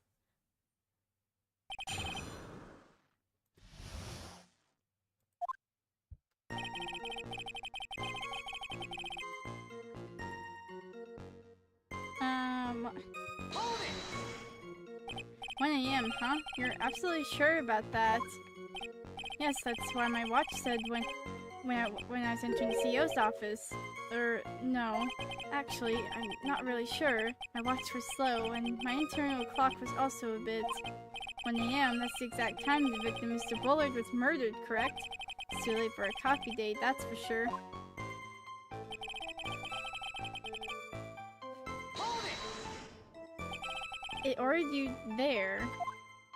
It was the first time I'd gone a blackmail letter that ordered me to go somewhere. Does that mean you've gotten other blackmail letters then? Oh, of course. They say things like, steal this or take that. Huh, why don't you save those for later, Mr. Delight? Please don't say any more. Now, what should I do? Let's press harder about it. So, what did the blackmail letter in question say? It said to bring $50,000. Money, eh? Perfect motive for committing murder. Oh, but wait! I never intend to pay that money anyway. Oh, is that right? After all, he had nothing to hold over my head. I had nothing to be afraid of. An important point indeed. Witness, let's have that added to your testimony. Yes, sir.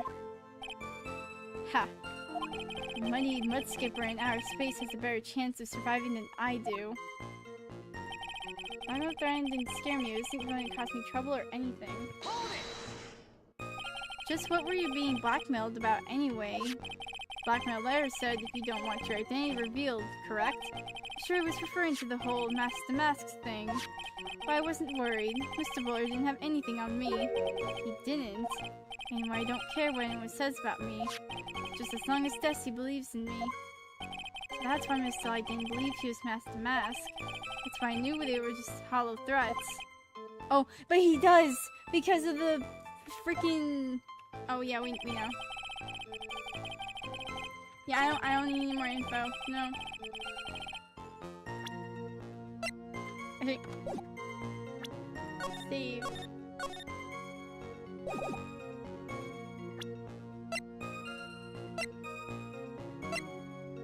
Objection!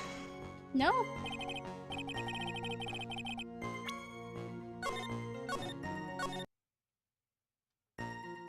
The blackmail threat didn't scare me. It wasn't going to cause me trouble or anything, but he had info on you. Or at least... Oh, wait.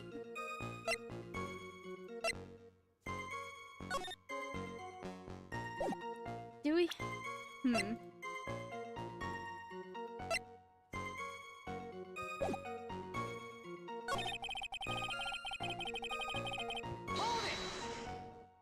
You used to be a security chief for KB Security, right? Yes, that's right. Security chief? You? And yet, a year ago, you were fired without notice. Revenge for no grudge? A perfect motive for murder, wouldn't you say? This isn't good. Maybe I should change the subject. Oh wait, why was he fired? Mr. Light, please tell us why you were fired from your job. Well, the world is filled with those who have said, I wish I'd never asked that. Okay then, I take it back. Defendant, please answer the question. I need money. You need money? Well, you see, Desi loves to spend it. It's kind of her hobby. Not exactly the best hobby in the world, huh, Nick? The salary wasn't nearly enough, so I stole data from the company. Oh! Come again? KB Security has lots of security info on all sorts of companies. And since I was a security team chief, you stole some data and sold it. Mr. Bullard found out, and I was fired immediately. What? Wish I'd never asked that. I was somehow able to keep it secret and made it seem like I had quit on my own. What is it, Nick? You don't look so good. Someone who brings harm to the company is fired as punishment. You do well to remember that. I sure told you. So you admit that you stole data from your company, is that correct? Yes, I'm sorry. It's a very important fact. Please add it to your testimony. Oh man, this whole thing just took a big turn for the worse. Crashed and blew up. It's gonna take the jaws of life to rip this case from the clutches of disaster. You fired me for... Okay. Why would you do something like that? Well, for Desi's hobby. What else? Wasting money, huh? It's not a waste. So Miss Delight doesn't know that her husband was fired, does she? So it would seem. I'm not sure what to think about couples who keep secrets like that from each other. Can't believe it. This case has gotten even mine to think seriously about couples. Try to stay focused, Mr. Wright. There wasn't much to his testimony, was there? Sounds like he's avoiding something. At least that's what it sounds like to me. I've got a bad feeling about this. I better be careful. What if we don't find a way to make him spill the beans? We'll never get closer to the truth. Yeah. Okay.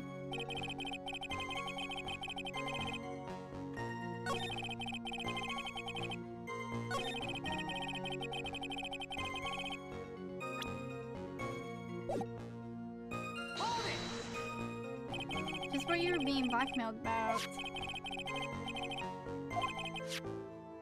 Objection! Oh, wait! I'm afraid that reason isn't going to hold up anymore. What do you mean? The victim had no proof the defendant was masked to mask. But you were the one who stole company's secrets only 1 year earlier. But that was all over with once I was fired. But it's true that the fact that I stole secrets was kept under wraps. And so there was no reason for me to pay up now, a whole year later. Is that really true? What is it, Nick? The fact that Ron was stealing company data, I wonder if he would have had a problem if that would ever become public knowledge.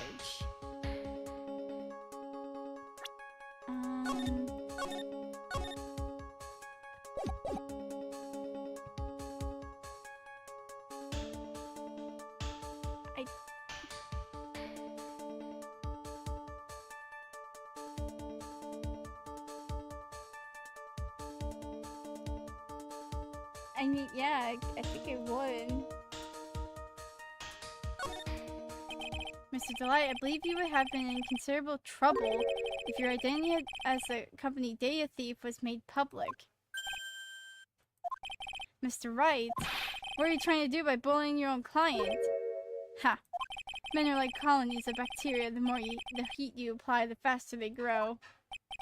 That's exactly right. Well then. Feel free to keep up the heat, my little lawyer amigo. Little lawyer amigo. Yes, now come on. Provide some evidence to back up your assertion.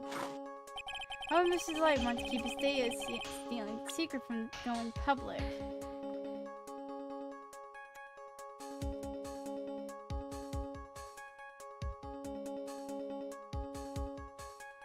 Oh, because of Desi. Because if it was made public, then Desi would find out about it. Take that! Mr. Delight, what you said just now doesn't match what you told me yesterday. Huh? What doesn't? I think you must have been scared, very scared, having a certain person find out your secret. Because if you weren't scared, then you wouldn't have went there in the first place. Like, a certain person. Miss Desiree Delight, the defendant's wife. But listen to me, my Desi, she's... Looks like if I just sit back and relax, the fun will end before it truly begins. Gato. Yes, we know it was all your wife's fault. What do you mean? Mr. Light stole company data to pay for his wife's spending habit for which he was fired. Unable to face his own wife, someone used his dirty little secret to blackmail him. And that is how this murder came about. Now everything is falling neatly into place for him. Don't talk about my Desi like that. You'll be sorry. Don't be saying that in the court of law. That's not a good thing to say, Ron. Well, it seems that we've learned a great deal of things here so far. What do you think, Nick? Didn't think it was possible to get so thoroughly whipped in just 20 minutes. Clearly there was a sufficient motive for murder. He stole data for his wife and he killed to protect his secret. Family man who cared just a little too much. The motive's clear. Let's move on. What happened at the crime scene at 1 in the morning, Mr. Delight? Come now, tell us. We're all ears.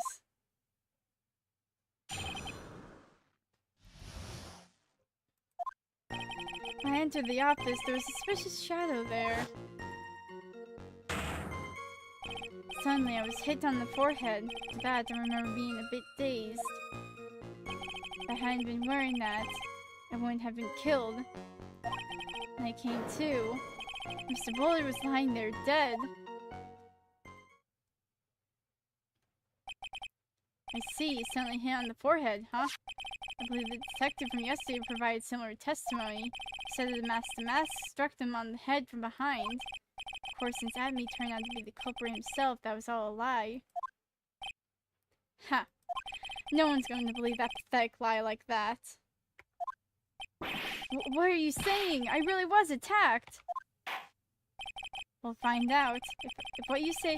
We'll find out if what you say is true or not during the cross-examination. Got that, Mr. Trite? Don't go easy just because he's your client. If I see any signs that you are, I'll treat you to another cup of my special blend. You don't need to worry about that, Mr. Gatto. Faith in Ron, I know he didn't do it.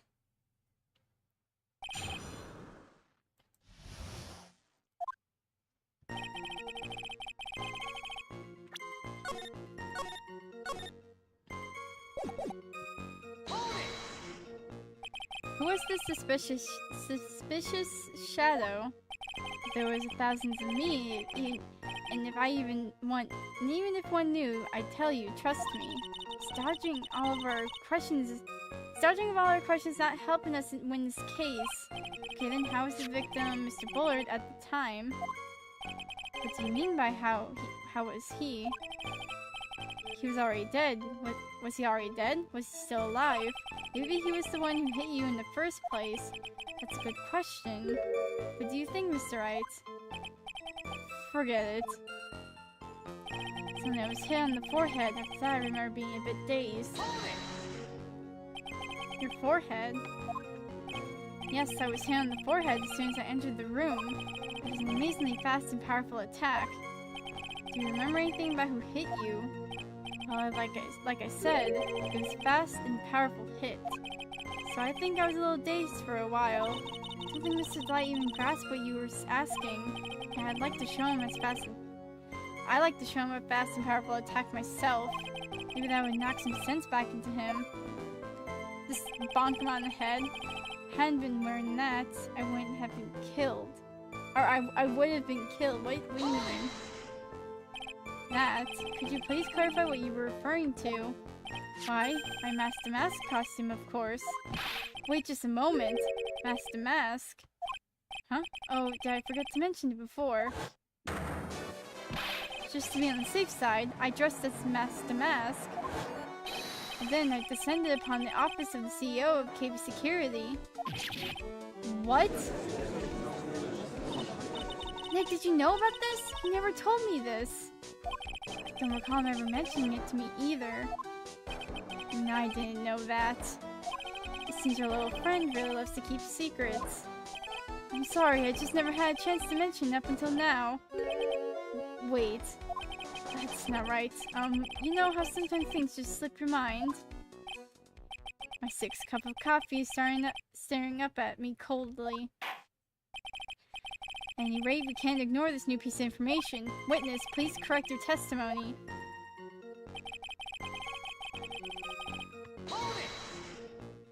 Why were you dressed up as Mask to Mask? Why, because of Mask to Mask, of course.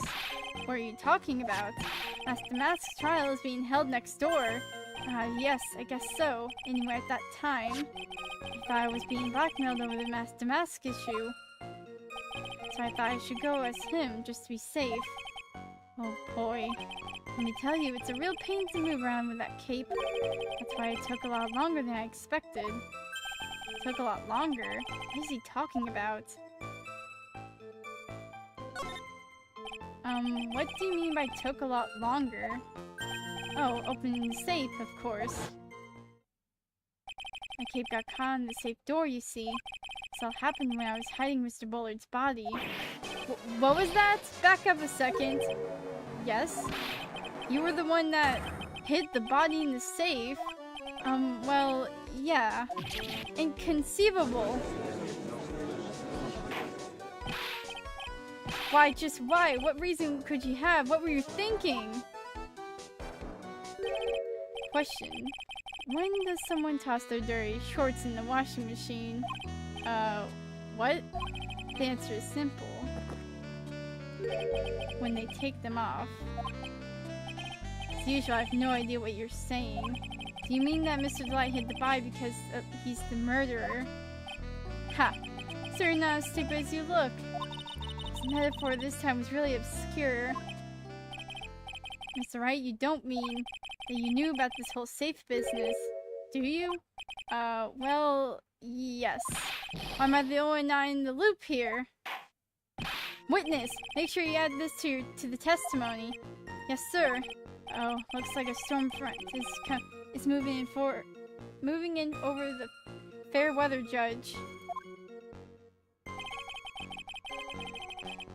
Took about 10 minutes.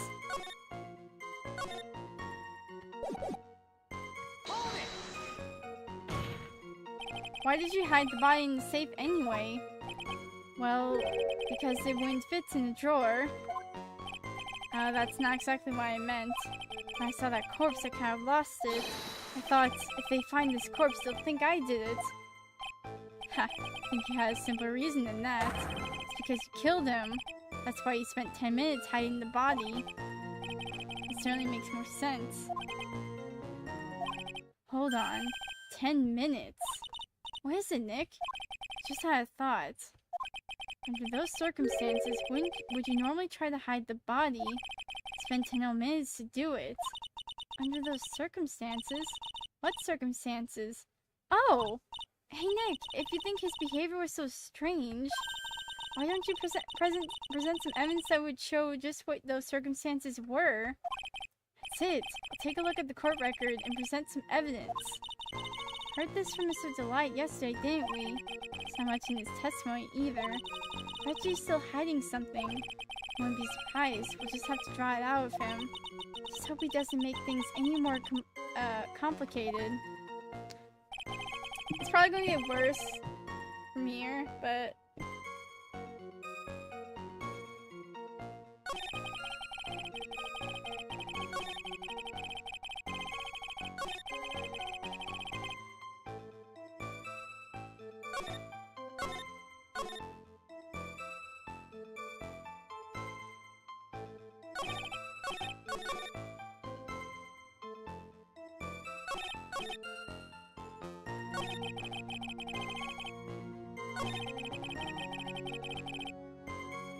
Okay, let me see.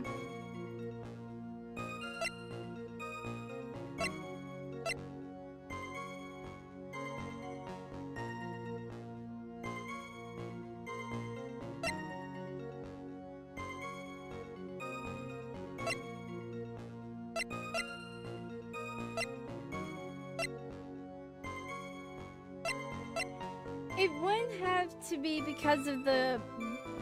Oh wait, it might be the buzzer, like... Because it was set off that night. Wait, what does the thing say? The buzzer went off once at 1:02 a.m.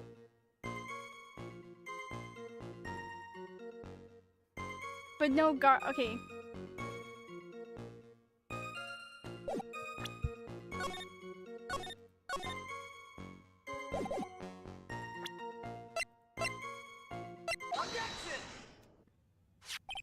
Your Honor, could you please take a look at this record? What might this be? Record for the emergency buzzer that connects the CEO's office to security. If the button in the office is pressed, the security team is supposed to come running. And according to this record, the buzzer was pushed once at 1:02 a.m. What? Mr. Ron Delight truly was the murderer. He would have ran as soon as that buzzer sounded. After all, a security guard would have been heading his way. Ha! Let's remember who we're dealing with here. He probably had no idea there were security personnel in the building. Up until 1 year ago, my client was working as a chief of security. There's no way he wouldn't have known about them. But as it turns out, the guard never came. That was nothing more than a coincidence. The fact that the guard was a pathetic loser who had just gotten punched in the face by his ex's new boyfriend and wasn't anywhere in the vicinity and was not something Mr. Delight could have known. Ha! Again, remember who we're dealing with here. It's a sure bet that Mr. Delight didn't even notice the buzzer going off. His buzzer is extremely loud. There's no way he could have ignored something like that. If he had been conscious, that is. Conscious? What do you mean by that? Oh, he's realized. Fine, let's hear your theory. Recall the defendant's testimony. The moment he entered the victim's office, someone attacked him. Mr. Light said that he felt dazed. I'm willing to wager that he was knocked unconscious for at least a few minutes. Unconscious? So he fainted. So Mr. Delight didn't know that the buzzer had sounded. And that's why he thought he had time to hide the body. So what are you trying to say? Mr. Delight was knocked out, and the buzzer went off soon afterwards. Now, unless my client was able to hit the buzzer while he was unconscious, it can only mean that there was another person in that room. That's right, whoever was knocked... who they knocked out... Whoever it was, they knocked out Ron Delight and then pressed the buzzer. Order in the court, Mr. Wright. This is... Objection! This is preposterous. It was this kid, Ron Delight. It was the one who killed Kane Bullard. Then who pressed the buzzer? It was the victim, of course. He pressed the buzzer when the defendant attacked him. He didn't die right away. He must have held on long enough to push that button. No, he didn't. He freaking did. There's no freaking... His fingerprints aren't on there. Kane Bullard sounded the buzzer himself. What's your opinion on this, Mr. Wright? To prove that the real criminal was there at the scene, but how? That it wasn't Kane Bullard who sounded the buzzer.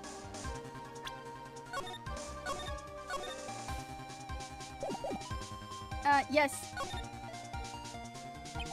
The defense opinion is this, Your Honor. This piece of evidence proves that it wasn't the victim who sounded the buzzer. Where's the buzzer? Freaking... No fingerprints. I believe this is the piece of incontrovertible... I can't freaking... Incontrovertible evidence for you were looking for. The emergency buzzer. Is there some kind of clue on it? Absolutely not. Hey, come on now. At least give some thought to what you say before opening your mouth. The fact that there are absolutely no clues is itself the clue. Now I'm the one who's clueless. This button has no fingerprints on it. If Mr. Bullard had really pressed it himself, naturally he would have left his fingerprints behind. Oh, he just spat out his drink. Ron Delight obviously wiped them off. Oh, why would he? A guard could have come in at any moment. He touched that button. I know he did. The defendant, Mr. Delight, was dressed as Master Mask. And Master Mask always wears gloves. What reason could he possibly have to wipe the button free of fingerprints? Order! Order! Order! Ha! It would seem.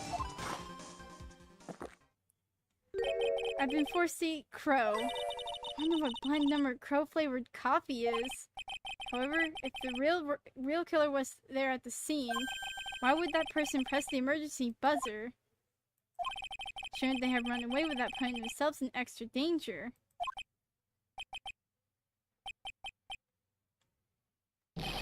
What's with this awkward silence all of a sudden? Ha, it looks like you're fresh out of parlor tricks. They're on to you, Nick. Just give me a minute to collect my thoughts. The real culprit killed Mr. Bullard at around 1 a.m.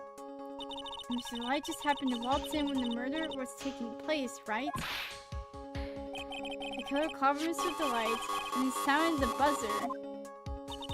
Even though security was supposed to respond right away, if the buzzer was pressed, security was supposed to respond. Time's up, Mr. Wright.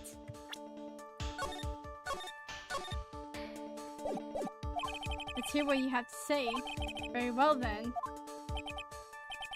You got some guts. I like that in an opponent. Why did the real killer sound the emergency buzzer? To find out what it— no, to call the freaking security guard. The killer knew that if they had pressed the button, a guard would come running. And that is exactly what they wanted. Do you mean to say that the killer called the guard on purpose? Yes, although, as it turned out, he never showed up. Because he was getting his clock cleaned at the time. Ha! What a touching story! You're saying the killer had a change of heart and called the guard to turn himself in. No, I'm not. When that buzzer sounded, there were 3 people in that office. The victim, Kane Bullard, who was already dead. The defendant, Ron Delight, who was out cold. And the 3rd person, the real killer. Hypothetically, yes. Now then, in this situation, if the real killer made an escape, what would happen? The only ones left in the room would be the victim and Ron Delight. And if any security guards came running in that time, they would think that I was the murderer. Yes, that's precisely the real killer's objective. To frame Ron Delight for the murder.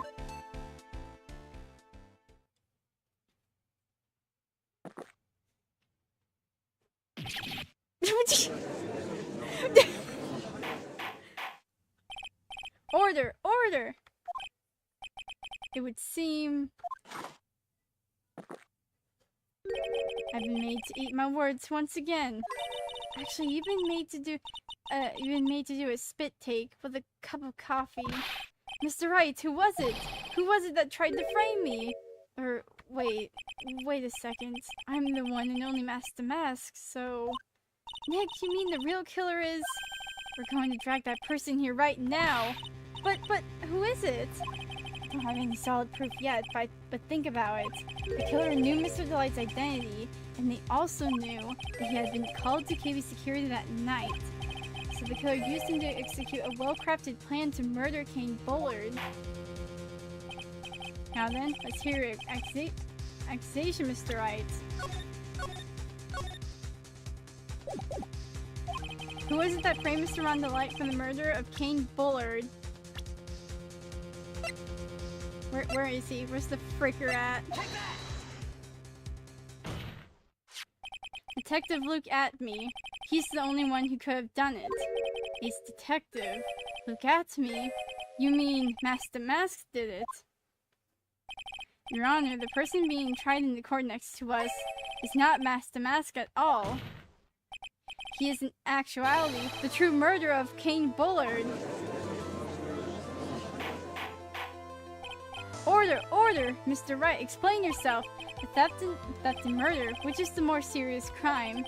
I'm not even close. Murder is the more serious crime, of course. It's a capital crime subject to a capital punishment. Let's remember the trial from yesterday if you would. When Luke Atme confessed, there was a huge commotion in the courtroom. Of course, a famous detective was unmasked as, well, Master Mask. Instead of being convicted of murder, he was found guilty of grand larceny. That was his true objective all along, to be found guilty. Master Mask had the perfect alibi for when the murder took place. He was stealing the urn at Lordly Taylor. In other words, being found guilty as Master Mask was Luke Atme's airtight, watertight, and unassailable alibi. A guilty verdict as an alibi. Get this man in the courtroom right freaking now! You know, it's almost time. For what? Luke Atme's verdict. It was a pretty simple trial after all. If we're going to stop this trial and stall that one, we need to do it now. Of course. That's assuming you have proof that the detective was the one who committed the murder. frick. Mr. Logatme's trial has indeed attracted the attention of the entire country. If we were to intrude and fail to provide adequate proof of his true crime, Mr. Light will be left with no grounds for appeal. Am I really sure about this? I bet it's only good when your life's the ante. Mr. Wright, I believe in you. Mr. Light. So please. I'm begging you. Thanks, but my decisions will determine the rest of your life. You really risk your life like this. Oh. Mia's back again. Phoenix. What was that? Don't stray, Phoenix. For your kind, take the path of trust. That voice sounds like Mia. Your Honor, the defense requests an immediate recess. Ha. So that's your answer, huh? Very well. I've decided as well. This court will now take a 20-minute recess. Mr. Wright, when we return, please summon Mr. Logatme to the stand. Yes, Your Honor.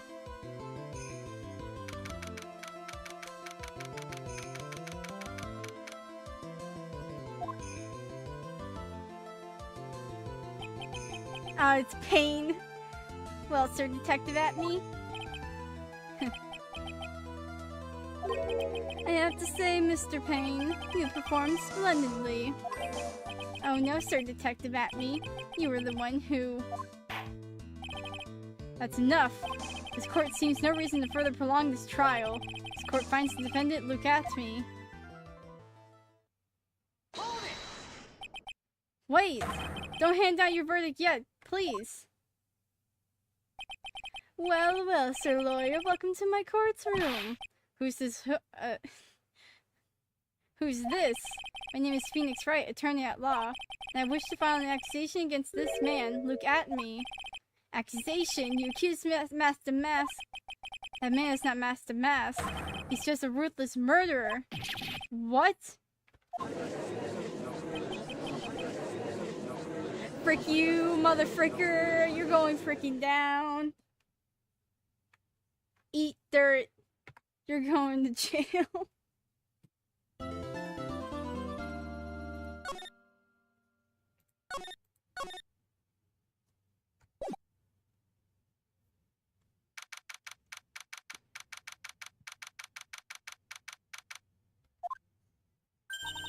My sis? I could have sworn I heard Mia's voice. So then she's still alive, inside your heart. Nicky boy!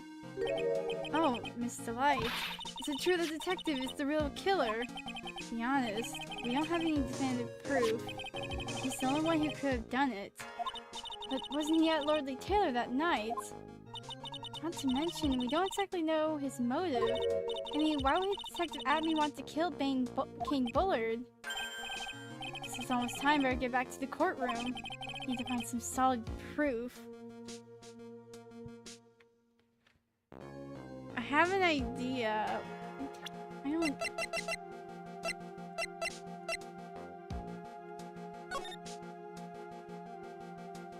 Because this picture is so vague.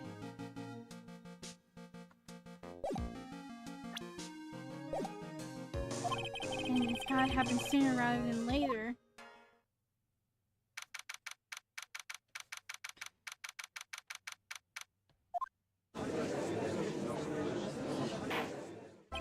Now then, this court is back in session. Mr. Logatme, please take the stand.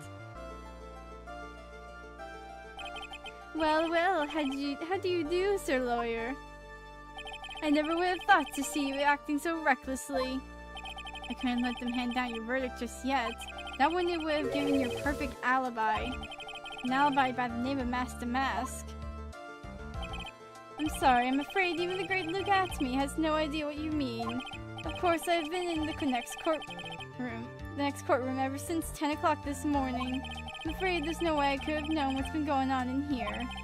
You've been in the defendancy all day long, correct? being tried as Master Mask. Indeed, it's truly child's play to fool the ignorant masses. Not only did the poor fools ask me to protect their valuables, they even gave me a generous reward upon returning their own property to them.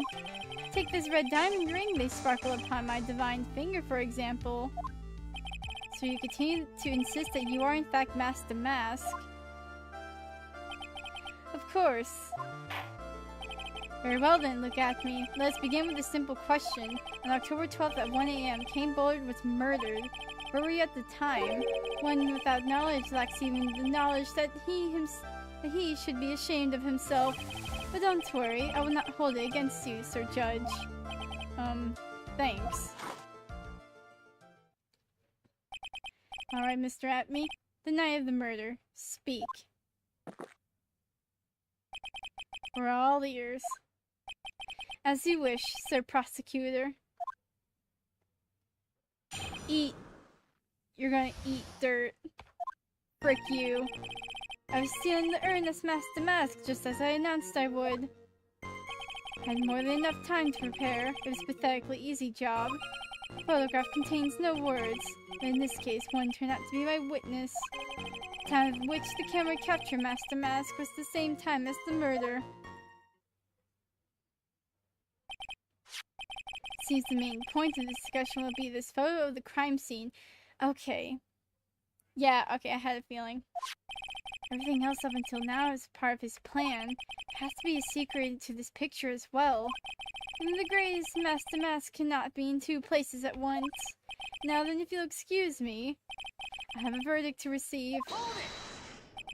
Unfortunately, Mr. Atme, you still have to do your cross-examination.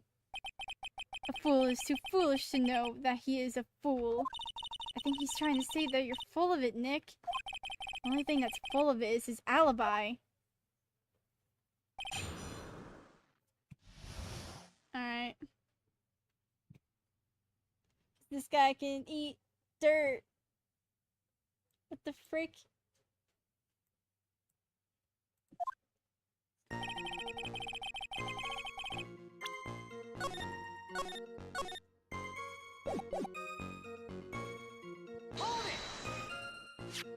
So this photograph is the proof, correct? Indeed it is. The man in the photo is certainly wearing a mask. That is why I'm called Master Mask. Quite conveniently, that also means that there is no way to tell who this really is. What do you mean? Objection! Ha! Are you saying that this does not in fact look at me? That it could be an accomplice dressed up as Master Mask to create an alibi? What an interesting idea. Are you saying that I, Lone Wolf Luke, had an accomplice? No. Look at me was at cave security during the murder. The Master Mask in this picture has to be a fake. Then there really was an accomplice. But right now, I have no idea who it was.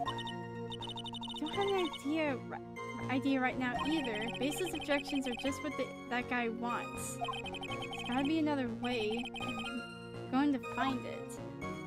He couldn't have had an accomplice.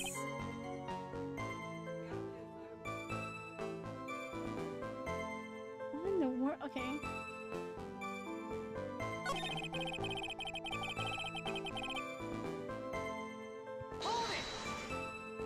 So by photograph, you mean this piece of evidence here, is that correct?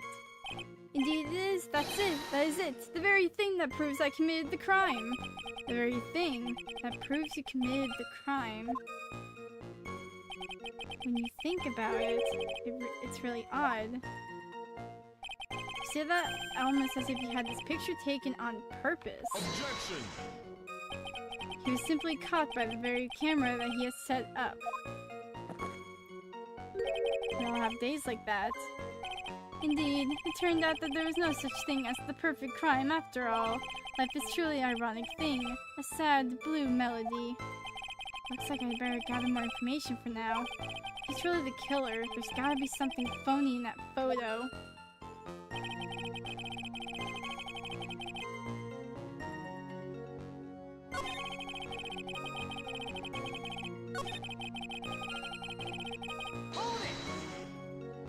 I I believe Adrian Andrews hired you at one point. That's right. That was over 20 days ago, if I'm not mistaken. You sent the calling card to Lily Taylor 10 days before the heist. That would mean you sent the card after you began your security watch, right? Indeed. There was no reason why I couldn't do both jobs at once. It's the perfect opportunity to steal my latest target. You see, you truly are evil, aren't you? Yes, evil is what I am. Hey, Nick, isn't there something odd about this? Detective Atney was always proud of his ace detective skills, right? But if the urn was stolen from the Lily Taylor while he was the only one watching it, he'd have no way to maintain his perfect ace detective persona. You know, that's true. It's kind of odd.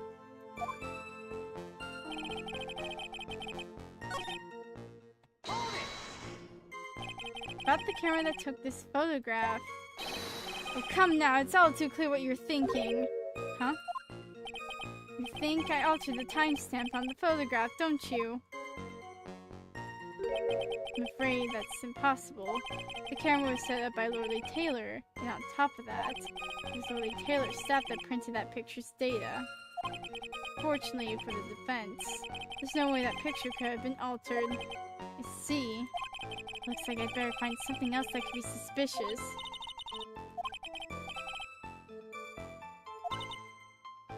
I'm not really finding anything unusual. There are two possibilities. Either the mask in the photo is fake, or the photo is I think the photo itself is more of a fake than anything. Because it's so, like...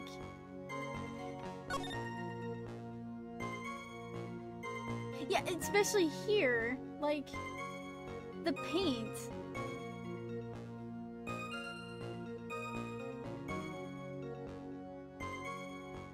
Okay. But see, the paint on the ground, it has like the same...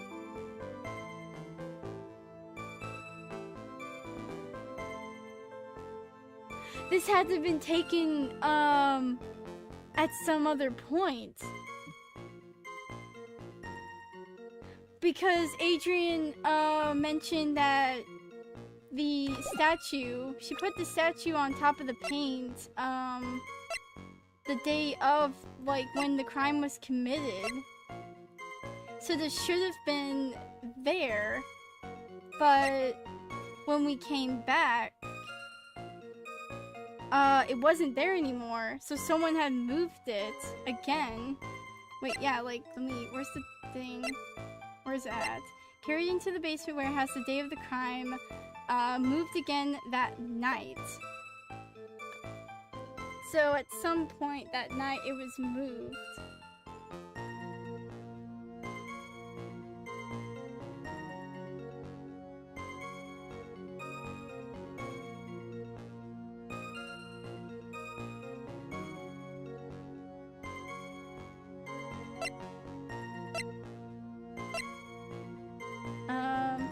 Yeah, when Adrian dropped the... Yeah, so Adrian dropped the box, 2 weeks ago.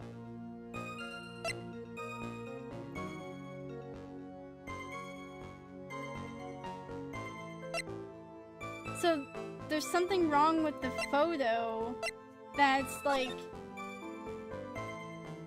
Because if this had been taken, that night, the statue should have been there, but it's not.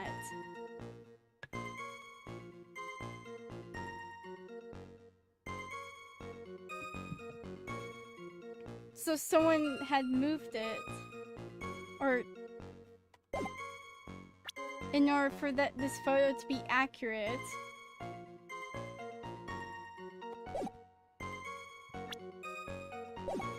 Still in the urn, mask to mask. Guys present the statue when he talks about the picture.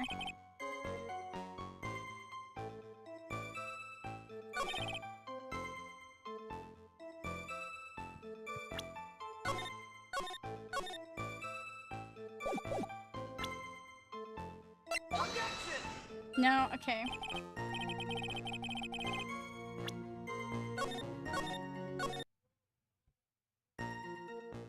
I photograph contains no words, but in this case, one turned out to... Oh, maybe I have to present the picture and point out, like, the paint there?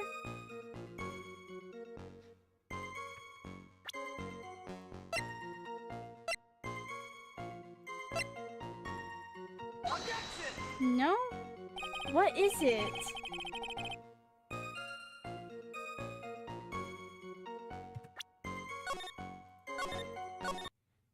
Okay, so it's either we have to... Okay.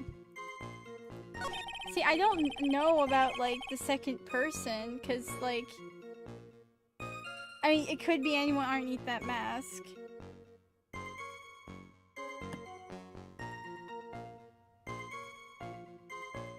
I was stealing the urn...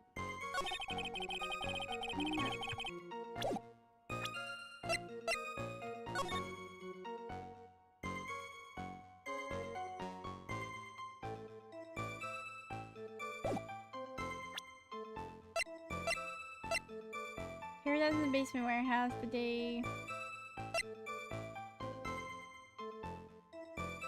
This is taken on the night of the crime.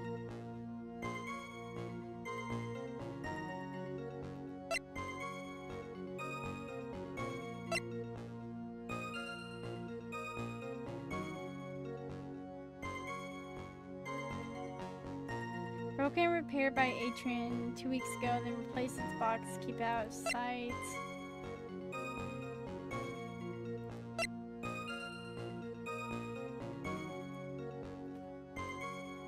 What the heck?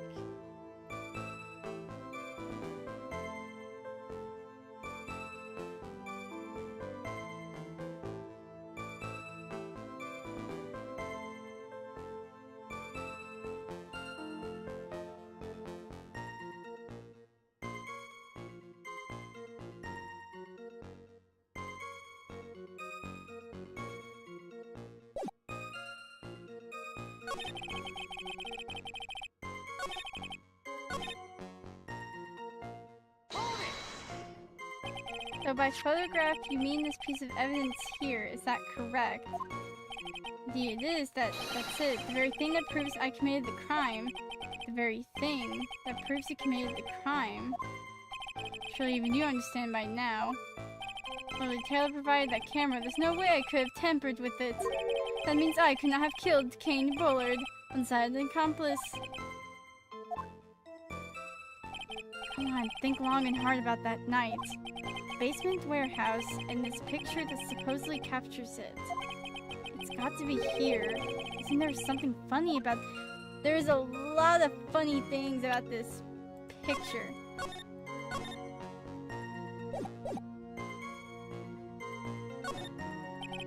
Are you implying that this picture is a fake? You bet I am. There's definitely something strange about this picture. Took a look around the basement warehouse that night before the theft took place. There's something in the photo that doesn't match my memory of that night. Okay. Very well, let's hear what you have to say. What about this photograph do you find funny? There we go. Okay, the funny part is right here. Why, this is a blood stain. I have blood. Now this case is getting interesting. Oh my god. I'm gonna die right here. What the heck? I'm like dying.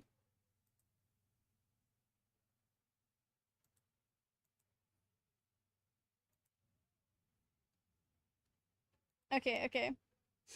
Not exactly. This stain is actually pink paint. Oh, just paint.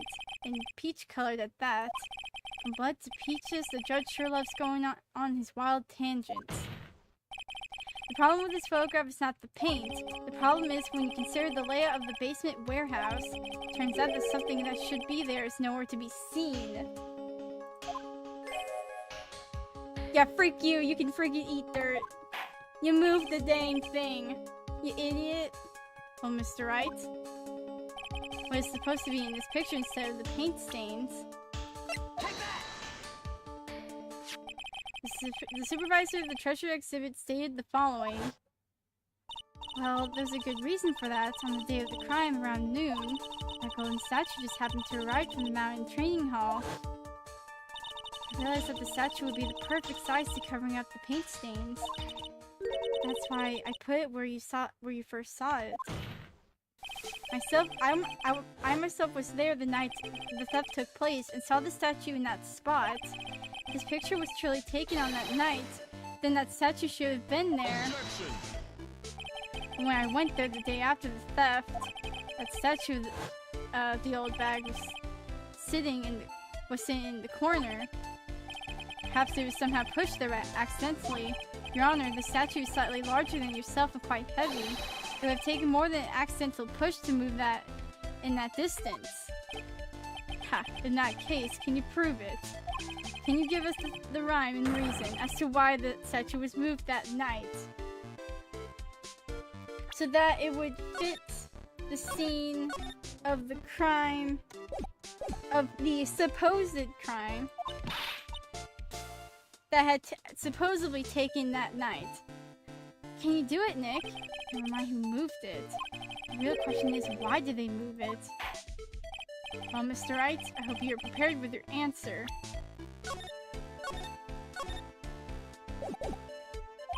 Now then, who was the one that moved the golden statue the night of the crime?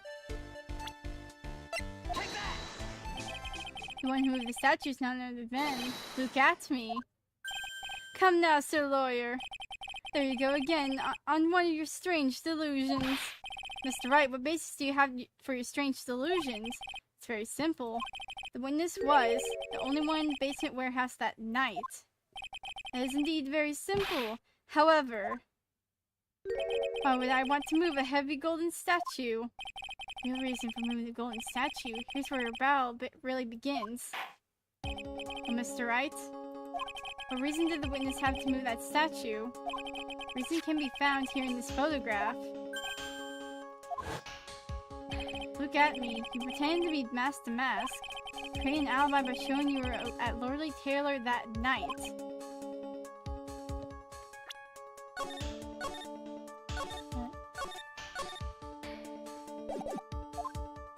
But this photograph contains a single fatal flaw. If the statue had been there, your lie would have been exposed like cheap film at a drugstore. That is why you had to move the statue. A single fatal flaw. Interesting theory. Please enlighten us. Just where in this picture does this lie exist? Take that! The lie in this photo is somewhere around here. Jumping to conclusions again. I think you need to take a gander in your local mirror. As the Yiddish proverb goes, a half-truth is a whole lie. Keep lying like this and you'll be the one on trial. Man, now they're calling me a liar. Oh, Jesus Christ. Nah. Why was the statue moved? There was some reason the culprit didn't want the statue in the picture. I'll ask you again, Mr. Trite. Just where in this picture does this lie? Oh wait, the time, freaking the time. Take that! Naturally, the lie is in this photo. In this photo is the timestamp. What do you mean? I'll tell you exactly what I mean. The night in question, Look at Me went to KBS security and murdered Kane Bullard. Therefore, it's obvious. It would have been impossible for him to have been at Lordly Taylor at this time. But what does that have to do with the statue being moved? Remember, if you will, Your Honor. When was the statue placed beside the warehouse door? Well, the statue was taken down to the warehouse on the day of the crime, and was placed there in order to cover up the paint. Exactly. Look at Me had already decided on the time when he was going to kill the victim, so in order to create an alibi for that time, he took this picture days before the murder took place. What the? Of course, the statue hadn't been brought down to the basement warehouse yet. So on the day of the crime, Mr. Abbey must have been quite nervous. As nervous as a long-tailed cat in a rocking chair factory, so to speak. Why? Because something that wasn't supposed to be there had been brought down to in place where it wasn't supposed to be. And that is why Look At Me had to move the statue on the night of the murder. He did it to make the room match with the way it had been in his photo. Gotcha, freaking idiot. Mr. Atme, is this true? A moment, Your Honor. Have you forgotten this? What's that? The data for the basement warehouse computer. According to this, the camera did indeed go off on the night of the crime. It's true that the camera had been set up by the Lordly Taylor staff. However, the program used to manage that data was yours. That alone could have allowed you to tamper with the data.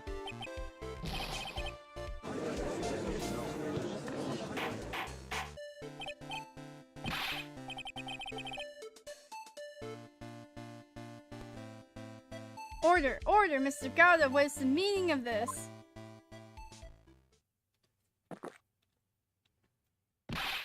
Gauda, I warned you about making me wait. Now put that coffee down! My 11th cup. I promise to drink no more than 17 during a trial, which means I'm still good to the last drop. However, the defense has a very good point. A good point. So what? We are all but travelers on a road to infinite points. I think he's got his points mixed up with his other points. So they say this photograph was taken ahead of time, and that the statue was moved in order to make it match. It's a very interesting idea. However, there's one point that can't be denied, which is that is only a possibility. Men that are trapped by the chains of maybe.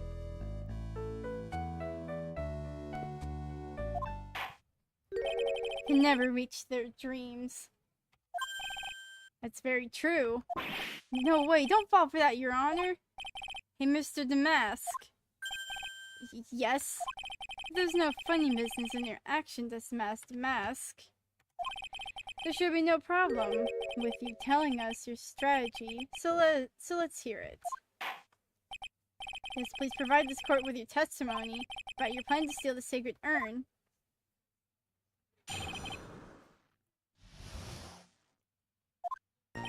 I first received the request from Lordly Taylor about 20 days ago. The urn was placed in a box in Zavari. It has then been sent to the warehouse. Hence, I was actually unable to see the urn for myself until the day of the crime. I knew it was an extremely valuable treasure, so I sent my card 10 days beforehand. I then handled security by myself to ensure that my crime would go smoothly. Last, I held the urn in my hands for the first time at 1 a.m. on October 12th. That's pretty much all the stuff we've heard before, isn't it? Yeah, but we will find the truth in the nuggets of new information he gave. Witness, you're sure there are no mistakes this time? Zavari. Very well then, Mr. Wright. You may begin your cross-examination.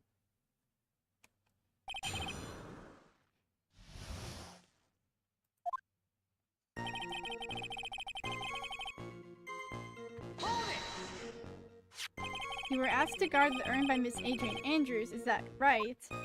Indeed. It seems that they have heard of my Zavarkling reputation. Can you— what the frick? Word. I see Miss Andrews is still attracting the weirdos. Better watch out too, Maya.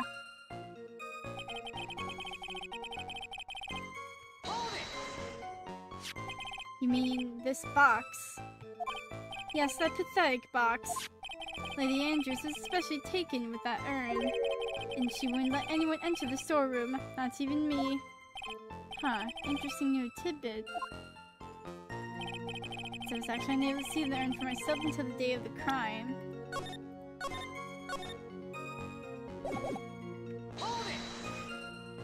So you're sure that you had never seen the urn before? Indeed, you may ask Lady Andrews to confirm for yourself. My security was focused entirely on the entrance to that warehouse. However, Look At Me, has let no information whatsoever slip through my fingers. I knew it was an extremely valuable treasure, so I sent— okay. You mean this calling card? That's right, that is, without a doubt, my calling card. I guess Mr. Delight didn't make this after all. Of course, because Atme knew about the emblem. Making this card authentic would have been child's play for him. Then handle security by myself. Okay. Then no one entered the basement warehouse. Unfortunately, there were many different treasures being taken there. Thus, for a period of approximately 5 days, people were indeed going in and out to the warehouse. Last I held the urn in my hands for the first time. And this is the photo that proves that, huh? Indeed, to be honest, even if a photo was taken, I didn't think it would matter terribly much. Hey Nick, if this photo is fake, Detective Admin might have stolen the urn whenever this was taken. That's true. You know, he's been saying that he's never saw the urn until that night. If we can prove that he's lying there, we can wrap this up and put a bow on it. We need to take a good hard look at the court record. Not a lot to go on, is there? Detective's been covering his tracks. There's only one thing we need to prove in this cross-examination. That he took this photo well before the actual night of the crime. Alright then, how do we do that? It's one thing that Admin stated very clearly, that he had never seen the urn before he stole it. We need to prove that he's lying. Okay.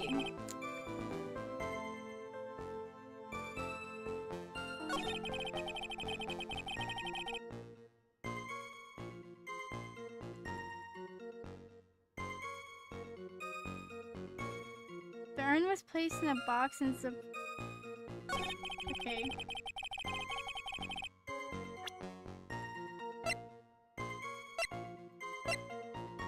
Okay, let's look at like...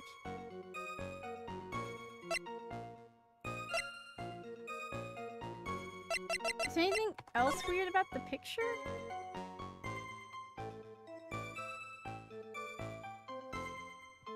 Wouldn't it be that the urn was,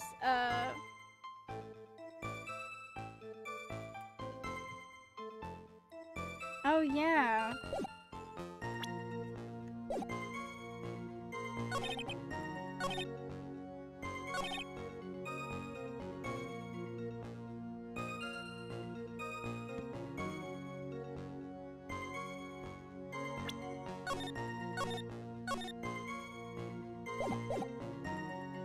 Okay,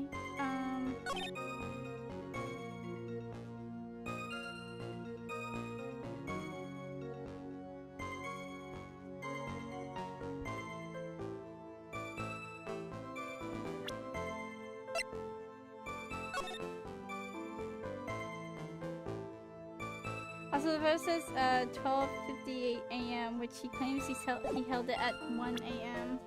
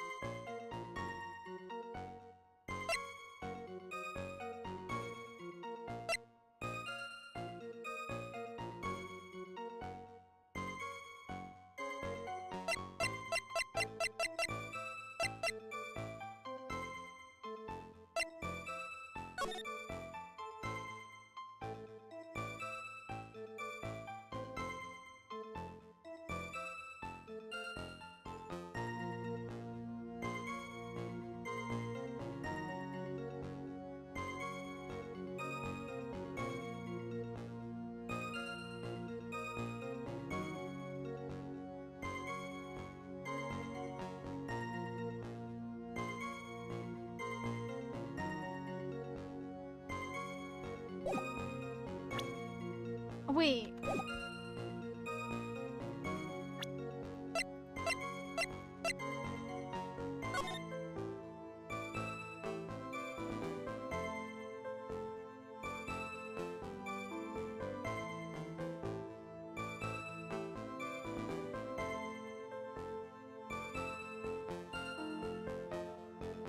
Wait.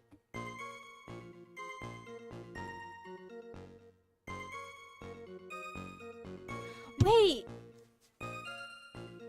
So, okay.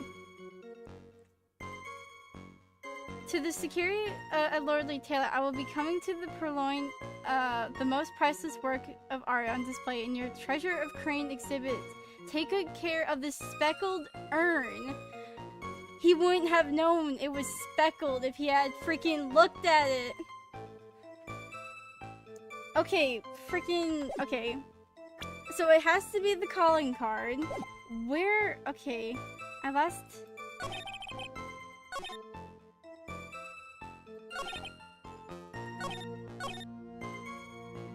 I was actually unable to... Okay. It has to be this. So he has seen it, yes. So, and this... And the calling card is... There we go! Okay, there we freaking go. Mr. Atme, if you really are Master Mask, then you also wrote this calling card, correct? But of course... Is there a problem with that calling card? Allow me to read a passage from the calling card that Master Mask had written. Take good care of the speckled urn. Now the speckled here surely refers to this pink pattern on the sacred urn. Yes, that is true. But so what? Truth be told, there is no way that Master Mask could have known about this pattern. What do you mean? This pink spotted pattern on the urn is actually nothing more than paint stains. Paint stains? And these stains did not appear until after the urn had been taken to Lordly Taylor. I'm not finding this joke to be very funny, Mr. Trite. The day that the sacred urn was taken to the warehouse, the urn was broken due to human error, or should I say, an error-prone human. And that's when the pink paint got to the urn. You can't be serious. And yet this calling card clearly mentions the paint pattern. Which means Detective Atme has seen this urn long before the crime ever took place. In fact, he saw it when this fake photo was taken. And because this photo is a fake, your alibi for the night of the murder no longer holds water.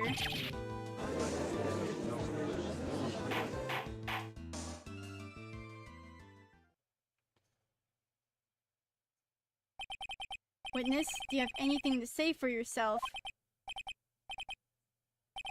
Alright, that did it. He's broken. Nick, I think it's still a little early for a victory pose. Huh? Ha. It's so sad. No one has any, conviction these days. Conviction, you say? Yesterday, we all decided unanimously that this man was Master Mask, and now we're calling him a murderer. You don't think we're being a tad fickle? That's a good point. No, wait, don't fall for that too, Your Honor. You say that Look At Me was the one who killed King Bullard. Let me ask you this. Why would he do that? Frick. Excellent point. Motive, Mr. Wright. Motive! My merry murderous motive manifest. Nick, he's gained a second wind! If he prepared an alibi and pinned this crime on Ron Delight, as you say, he must have had a very strong motive for murder.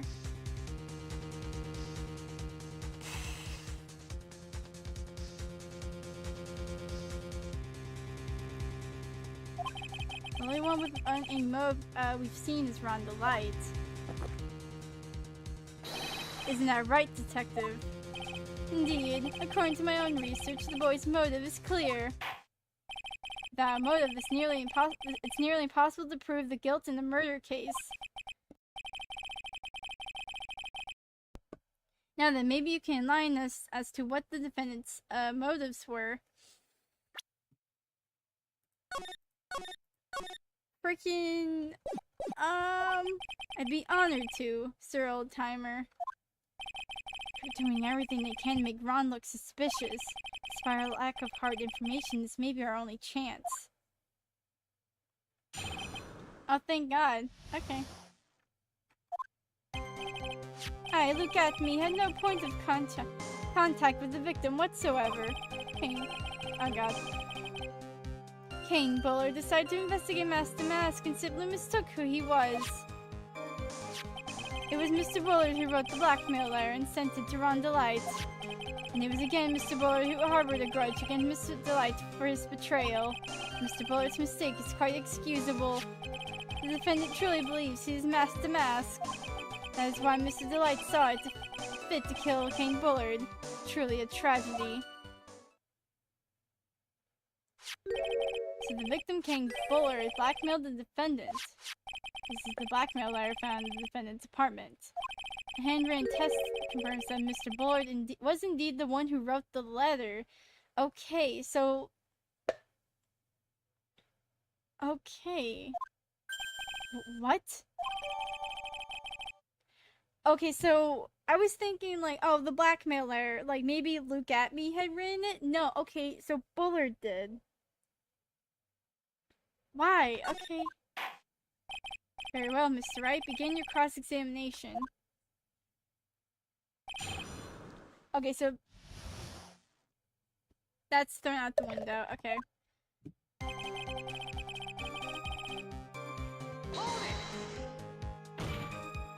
And who in the world is going to prove that? I will. After doing a thorough background check with Detective Atme and Kane Bullard, we were unable to find any links between them. It's all in the report. Perhaps they were connected through their work. They're both involved in security. Nope. That was blunt.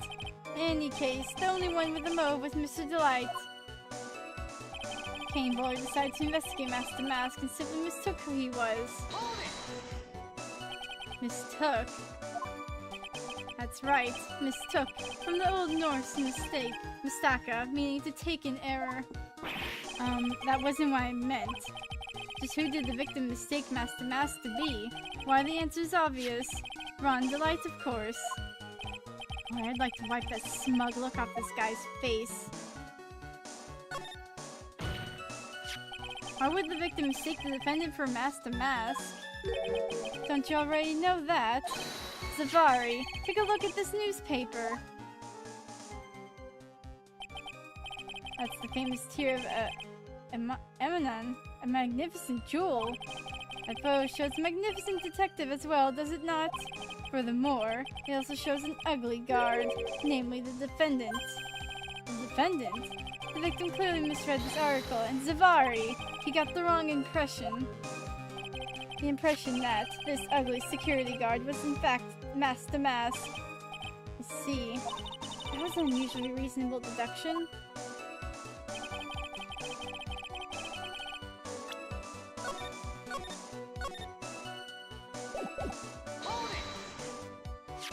You mean this blackmail letter right here? It says bring $50,000, and the handwriting is without a doubt the victim's. There's no mistake. We have the official report to prove it. Don't see an address on this letter anywhere. An address? This letter was discovered in Ron Delight's apartment. Mr. Delight did show up in the designated place and time. The fact that there was no address is irrelevant. I wonder... What's up, Nick? Just had a thought. What if that blackmail letter wasn't meant for Mr. Delight? Oh. Oh, so we can use the blackmail letter against him.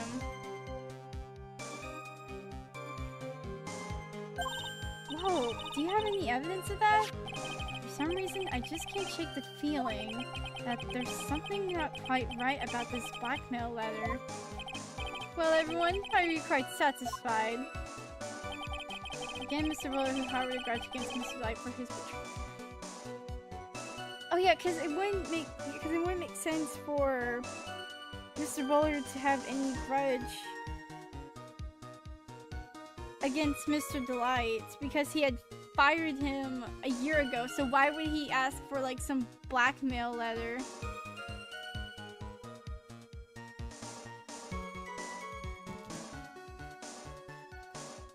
Because he didn't.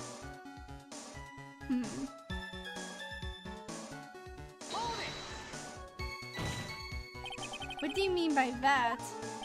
Oh my, I was certain you were already aware. Zavari. KB Security had a lot of security info on all sorts of companies. Since I was security team chief, I stole data from the company. Cane Boy had yet to forgive young Mr. Delight, which is why he sent him that letter upon mistakenly believing he was the thief. Here's the file that we discovered in Mr. Bullard's office. Evidence that Mr. Bullard was receiving money through blackmail. However, isn't this a bit odd? Why did the defendant pay Mr. Bullard the money, even though he wasn't actually masked to mask? On that point, there was an unfortunate bit of chance.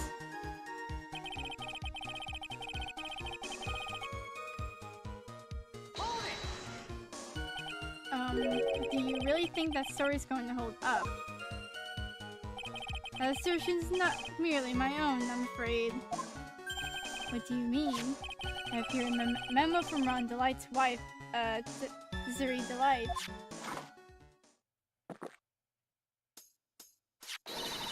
Ronnie thinks he's masked to mask. Don't you feel sorry for him? Please don't think too badly of him. Ha! Well, Mr. Trite. Was he trying to act like Miss Delight just now? I thought he was actually pretty convincing. That's why Mr. Delight saw it to fit to kill. Okay. Now that's just your imagination talking. Come now, Sir Lawyer. I'm afraid imagination isn't the right word for it. This is deduction, the result of carefully applied reasoning. Can we hear that careful reasoning for ourselves? It's a long story, and better saved for another time. Very well, another time. These so-called long stories aren't usually all that long. At least not in my experience. So we're going to try to connect Detective Atme to Mr. Bullard, right? Yeah, that's right. Hopefully it won't require surgery either. In that case, you'll have to talk about the blackmail. That's true. Is that blackmail letter really intended for Ron? So if you don't have enough information, you should press him for more testimony. You'll be able to shake some contradictions loose that way. Okay.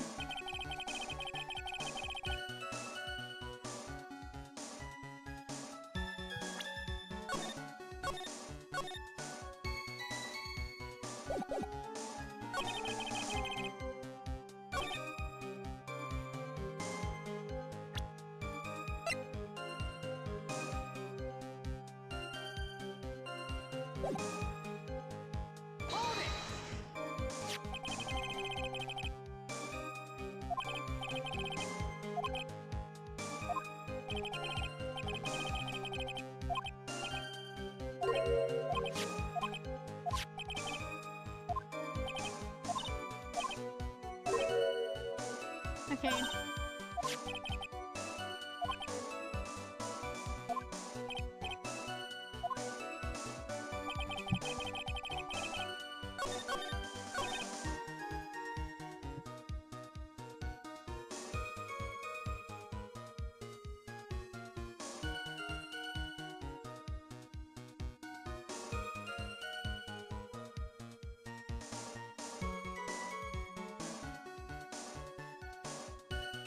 Okay, can we look at the blackmail letter? If you don't want your trade name revealed to the world, come to KB Security at 1 o'clock a.m. on October 12th and bring $50,000. If you don't, I'll take that red diamond you received the other day instead. Wait, he's Bro, you freaking... He's wearing like a red jewel on his finger.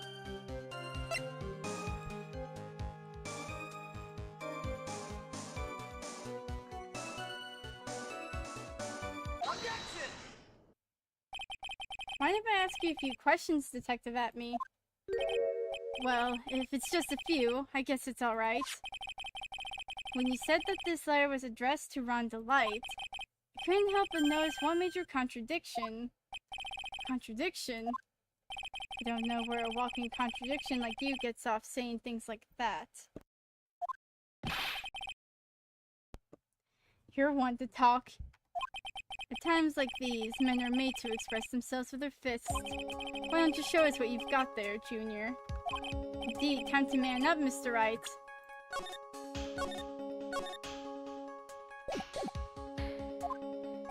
Shows the contradiction evidence in the content of the blackmail letter.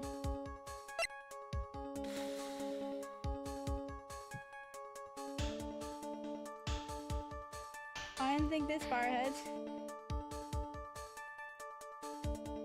What else do we have?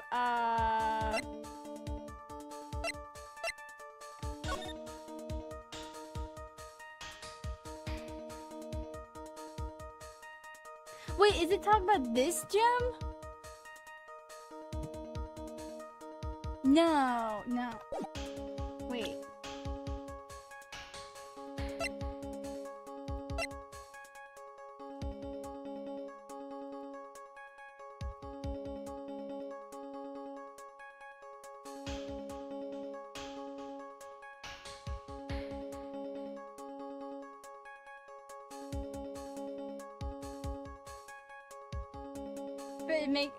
Wait, maybe, but it makes him a gem thief. Because that's the only gem I can... Okay, so... Oh my god, you're still here! We're taking down freaking Spamton looking guy.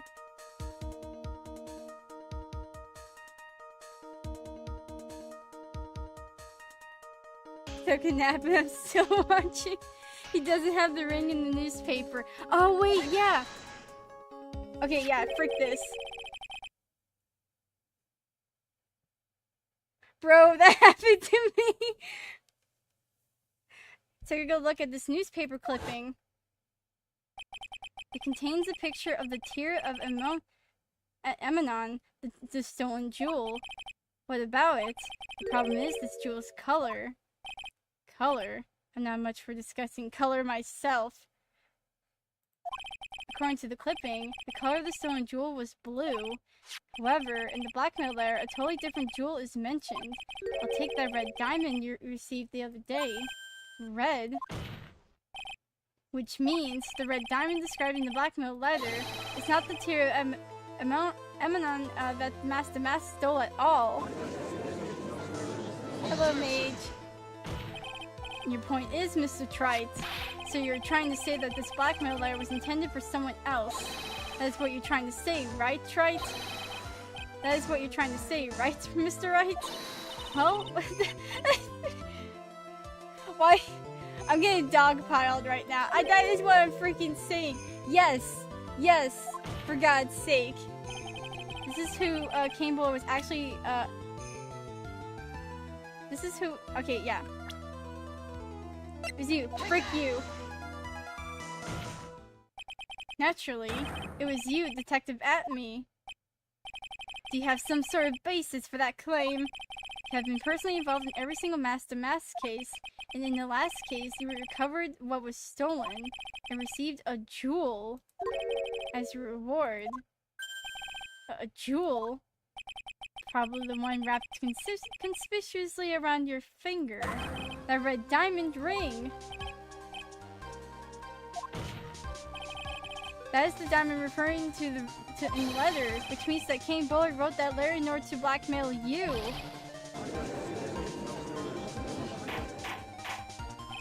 Order in the court. Order, I say. It seems you've gone too far with your childish pranks, Mr. Trite. Uh-oh. I didn't like the way he said that. Kane Bullard blackmail, look at me. Are you for real? Yes, I am. Nick, come on, stand up to him. Now answer me this. The blackmail letter contains the following passage. If you don't want your identity revealed to the world. This sincerely does. Kane Bullard threatened to make Look At Me's identity public knowledge. An identity he wanted to keep a secret. So just what was that identity? Atme killed King Bullard because he was afraid of his secret becoming known. What was the identity he wanted to keep secret?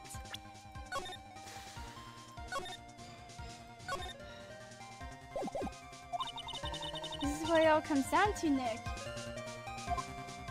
The identity that Look At Me wanted to so desperately keep secret was his identity as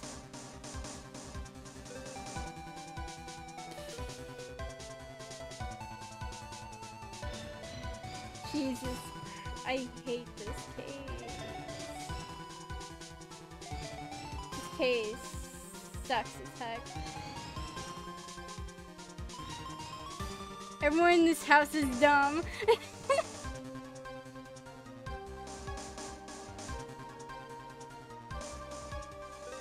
Wait.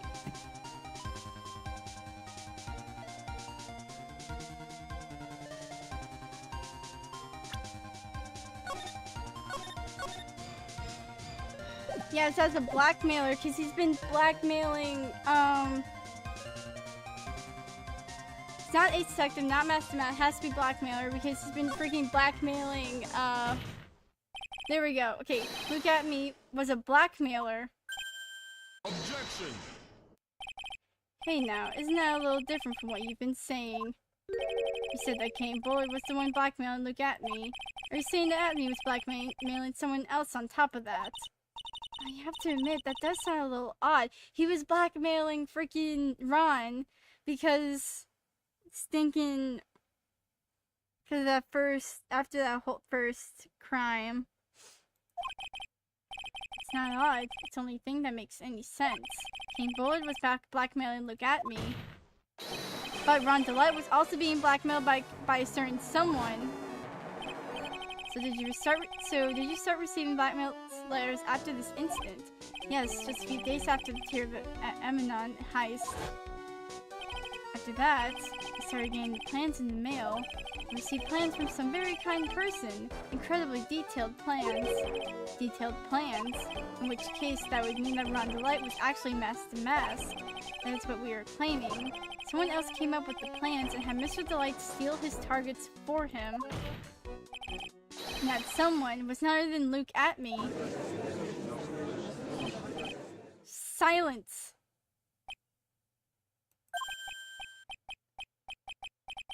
Now I see, it's all becoming clear. What is? When you were in grade school, you received the same report card every year.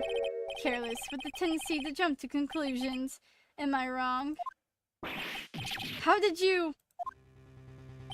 You say that I, Look at Me, was blackmailing Ron DeLite.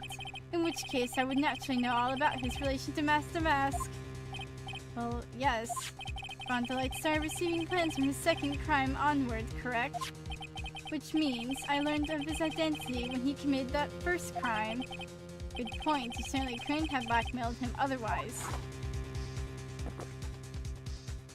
In that case, let's see some hot, bitter evidence. Oh my god. Like, you want evidence? I'll give you evidence. Like, I just punch him in the square in the face. During the first crime, how did Look at Me know that Ron DeLite was masked to mask? Where the frick? Not that. No, freaking...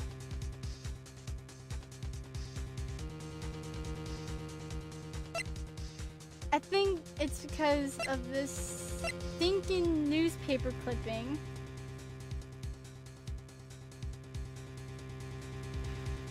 Yeah, because...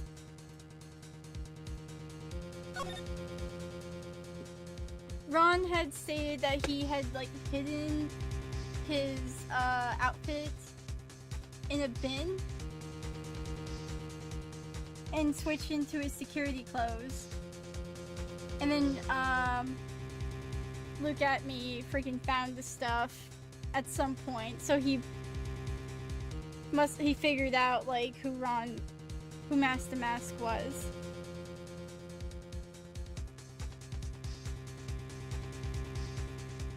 So that's Ron. Yes, this is Ron. We showed this to him and he stated that in the picture, yes, he's the security guard.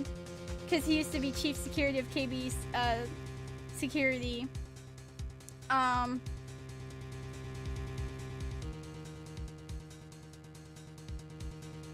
so he switched out from his Master Mask clothes into his officer, or into his security clothes.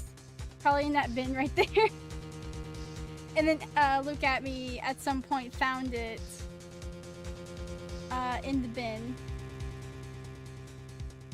So I guess at some point he was able to make the connection that Ron was Master Mask and started blackmailing him for the treasures.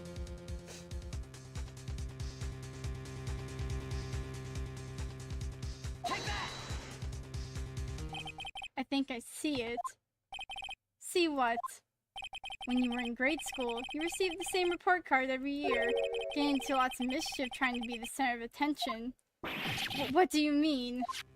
This newspaper clipping. It has a picture of you and Ron Delight in his guard uniform. It seems that Master Mask didn't just disappear into thin air. He just took off his outfit and hid in a bucket. That sounds far too stupid to be true. Correct, with tricks like that he couldn't fool a baby, let alone an ace detective. That's when you figured it out, Mr. Atme. That's when you learned that under his mask, Master Mask was really Ron Delight. What the? Wasn't he supposed to be Master Mask? Not only that, it looks like he wasn't even ace detective. I can't believe it. He was a slimy blackmailer.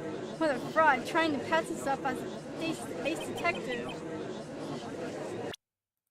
Eat dirt. Why, how dare you expose me like that? Why, I mean, I never blackmailed anyone in my life. I'm a famous and proud ace detective and also Master Mask. Why can't you understand that? I'm afraid you are neither a proud thief nor an ace detective. You're a blackmailer and a murderer. That is your true identity. Why, you? How dare you even dare imply? I could never oh my god.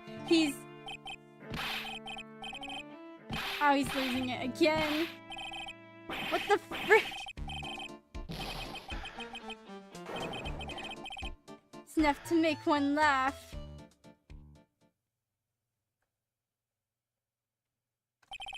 It would seem we finally arrived at the real answer. That was quite a performance by Mr. Atme. Bailiff, please prepare a cell for Mr. Atme. Objection! Excuse me? Bro! What do you want? The hammer that strikes too fast has no time to aim.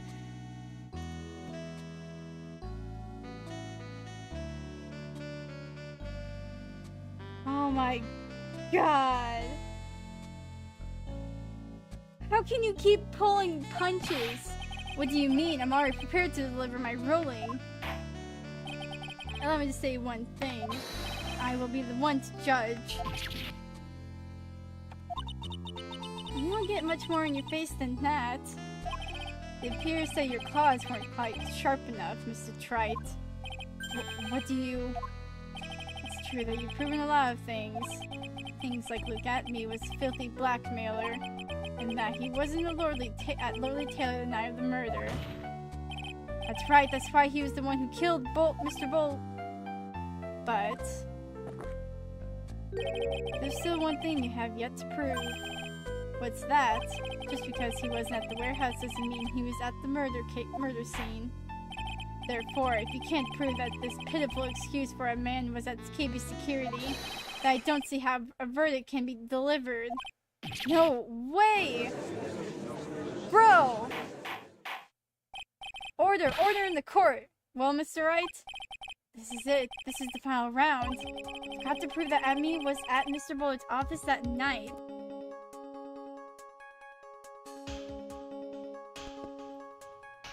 I'm about to like... Oh my... Bruh, I can't prove... There's no way I can prove it, though. Bruh.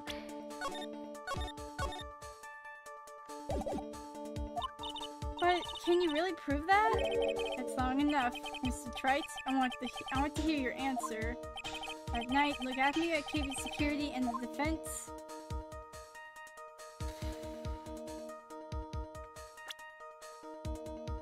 That night, look at me was like...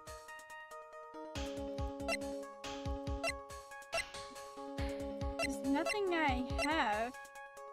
This is Kane's list. No, but that doesn't prove anything. Neither does this. I don't think. that was the card that Ron used. Oh, wait, no, that's the buzzard. No.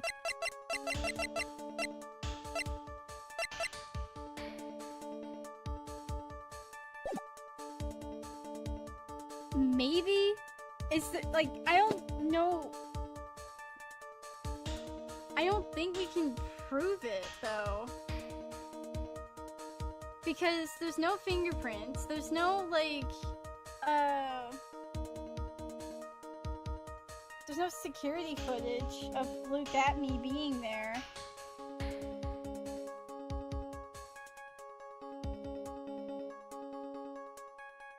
Is this one of those things where, like,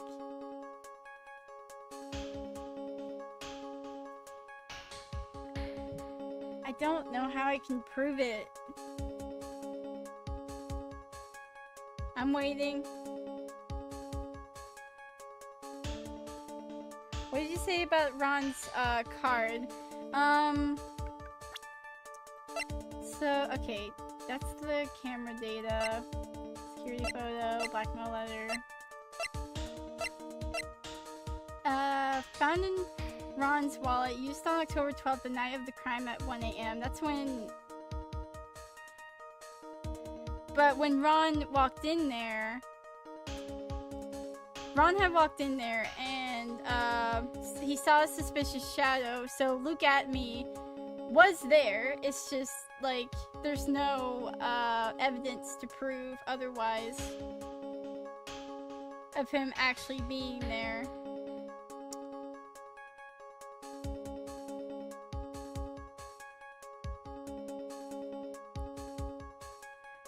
But someone had pressed the... Wait.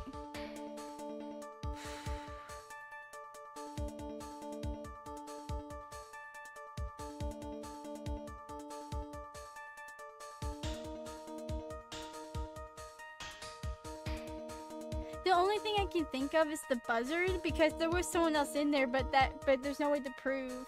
Was it the buzzard then? Well, the buzzard was set off that night, and if Ron was knocked out and Kane, or whatever the frick is it, yeah, and Kane was killed, it could have been Look at Me, but still no proof of him actually being there.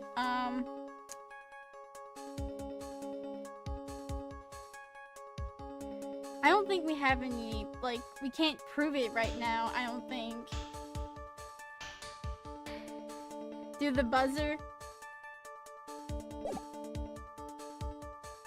Buzzer, okay, I can't prove it. The defense can prove it with evidence. Are you sure? We saved anyways. Ha! Don't you worry, I'll watch over you as you break down and fall into pieces. Very well then, let's see this proof. Proof that Look at Me was at KB Security that night.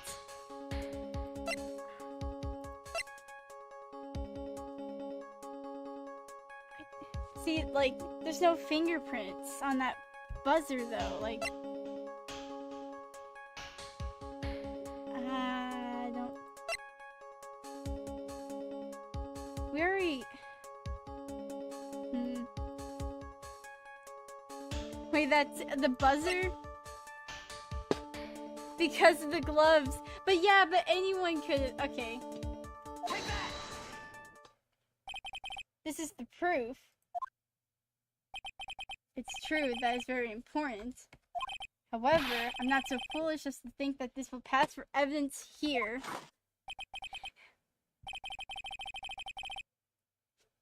Mr. Try, it's time you learn the true flavor.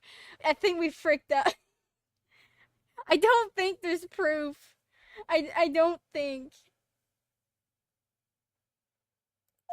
Almost. The flavor of my special Gato blend 49. Well, Mr. Wright, it's bitter. Very bitter. Ah, frick. Well, into the log. What do I do? If I make a mistake here, it's over. I'll prove it with evidence. It's not out to get coffee.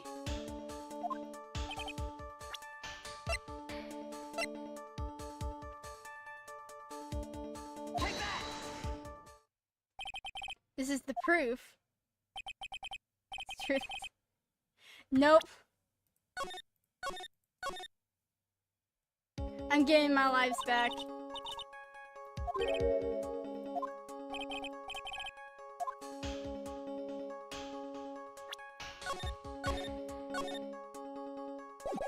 Yeah, I can't prove it. I can't prove it. Just as I thought. But if we hear more of Detective Atmy's testimony... Objection! Oh! Unfortunately, that's as far as you got, Mr. Wright. What do you mean? I won't allow for any more testimony, that's what I mean. What? If you've forgotten, look at me is here after we interrupted his own trial, and you have failed to prove that he committed the murder. No, he did it. He freaking did it, you mother fricker. He is not gonna get that verdict in that other case. I think it's time for this witness to return to his own trial and face his guilty verdict as Master Mask. No. Well now, Sir Lawyer, it seems that love wins out in the end after all. I am the ace detective as well as Master Mask. My verdict will verify that. As Ron Delight's will verify that he is the true murderer. I declare that with the full force of my ace detectiveness. Order in the court! That's enough deliberation over this witness. Can't believe this. At this rate, Ron is... Don't give up now, Nick. We still have tomorrow. We can look for more evidence and... By then, it'll be too late. Huh? Why? Double jeopardy. One of the basic rules of any court of law. Double jeopardy? Should a defendant be tried and found innocent in court, the defendant cannot be tried again for the same crime. This is a fundamental rule of all courts. It applies to this witness as much as it applies to anyone else. Mr. Atmy will be found guilty in a matter of minutes. Guilty as Master Mask, which means he will be innocent as far as the murder of King Bullard is concerned. No way! The fact that you were unable to prove Mr. Atmy's guilt of that crime here means that he will never again be tried as King Bullard's murderer. God.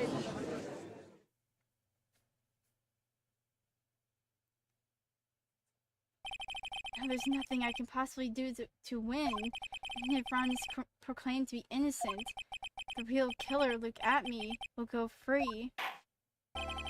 We have cross-examined every statement the witness has made here today. And as long as there is no more testimony, I'm afraid I have to declare that there will be no further questioning of this witness. Are there any objections?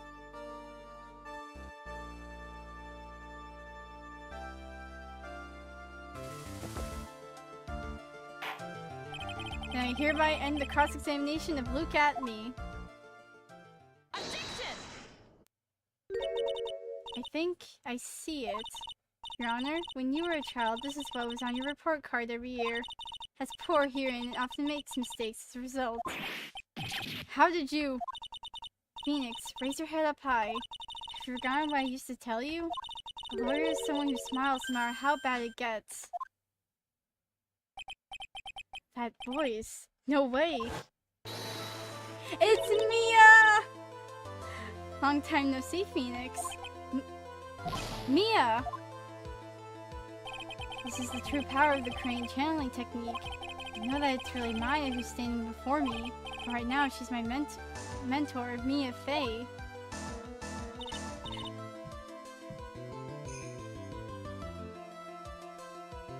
Now let's do this. But there's nothing more we can do, Mia.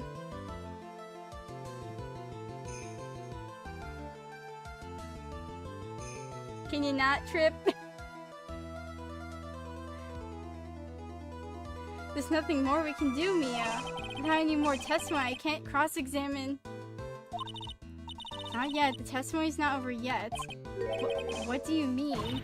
Your Honor, just now what you said something very interesting.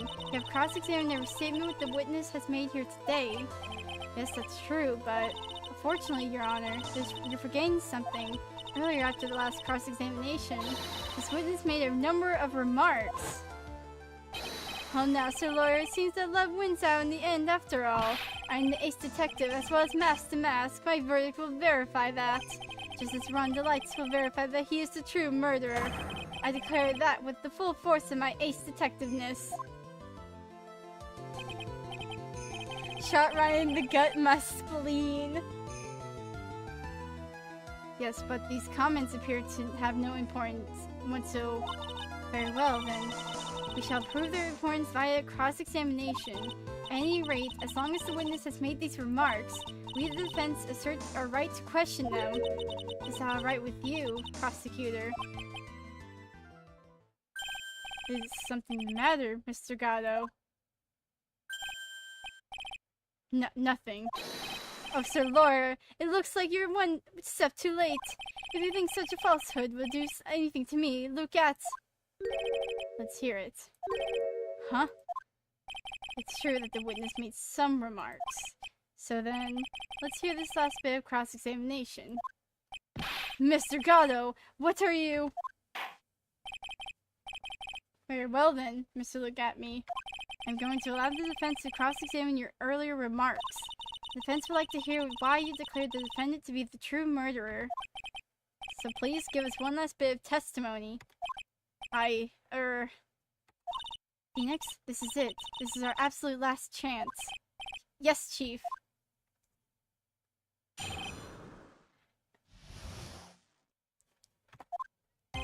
Indeed, it is true that I was not at Lordly Taylor. I had to leave to see about another vitality important job request. I had known about the date beforehand, so I had this photograph readied. My brilliant deduction was what informed me that the true culprit was Ron Delight. And thanks to the key card and wallet, it was abundantly clear that he was there. I was also able to make a deduction from the buzzer, which only sounded once. The button did not have any fingerprints on it. Why? The victim would have left prints if he sounded it, which means the killer sounded it.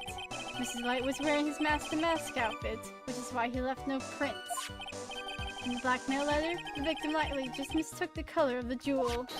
Zavari! Therefore, all the evidence points to that poor boy. His testimony actually seemed to hold up pretty well.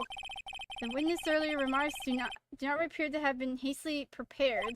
All of his points have been explained, and none of them seem to contradict anything. But of course... But how did you know about the emergency buzzer? The police investigation documents went directly through me.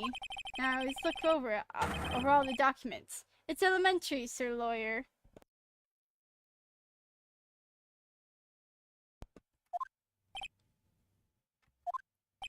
Are you going to make even more trouble for us now, Sir Lawyer? I will not allow any of your unusual shenanigans, Mr. Wright. Yes, Your Honor. You cannot postpone Look at Me's trial any longer. This is your last chance. Hang on a sec. Just one chance? Ha! Seems that the party's about to begin. Well, Phoenix? There isn't any evidence that contradicts with that testimony. So it would seem. What do you mean, so it would seem? Listen, Phoenix. Pointing out contradictions doesn't always mean you have to present evidence, does it? At any rate, this is our last chance. If you can't point out a case-breaking contradiction, you lose. That's all there is to it. Cup number 17, the last cup. Seems like the time has come to put an end to this trial. I have to find a fatal contradiction in this testimony, and I need to point out without presenting evidence. Which means all I can do is find the contradictory remark and press it. Okay. Remember, you only get one chance. Very well then, Mr. Wright, please begin your final cross-examination.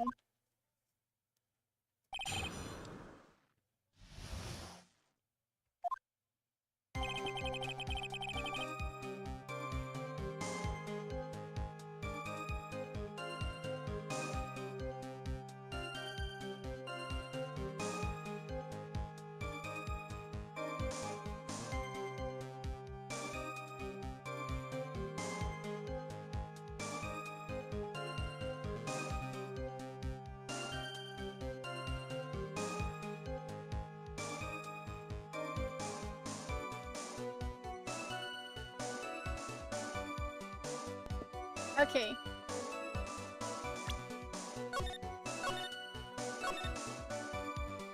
So I have to press I have to press on the right statement. I'm pretty sure. Okay. I'm going to prove this is the case. If I'm going to get penalized or whatever if I press on like a wrong statement. Hold it! Mr. Atme, about this last remark. Objection! You still don't get it, do you, Trite? This isn't the time to be pressing the witness on every little statement. What? I said this before. There's still one thing you haven't proven. That the scum was in Kane Bullard's office that night. And now, it's time for me to drink my last cup. Mr. Wright, I will hold you to your end. Oh my god! Holy heck! Oh my god!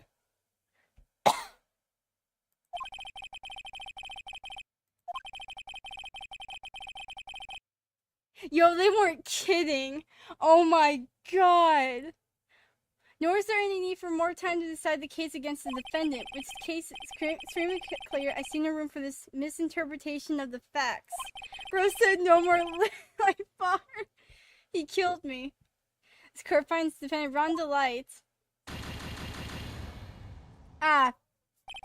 The accused will surrender to the court immediately, to be held pending a trial higher court within a month from today's date. That is all. The court is adjourned.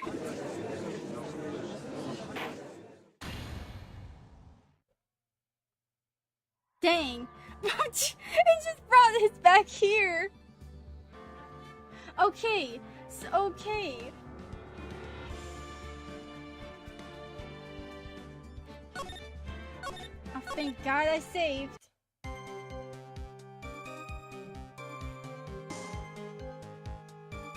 Dude, okay. Really didn't see about another. Okay.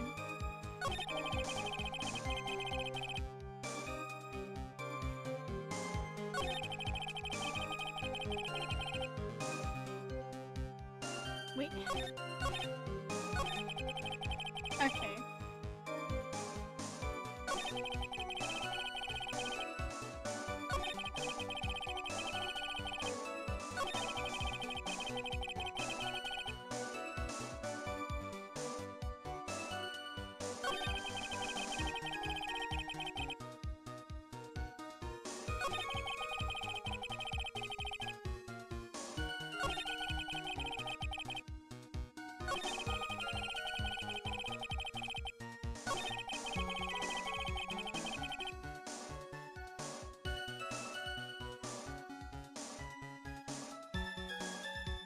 Wait!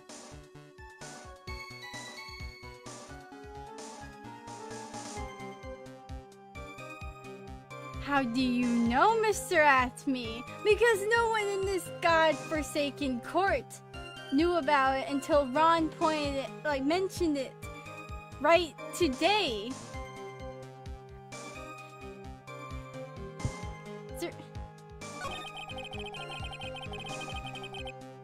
Of the jewel, sorry.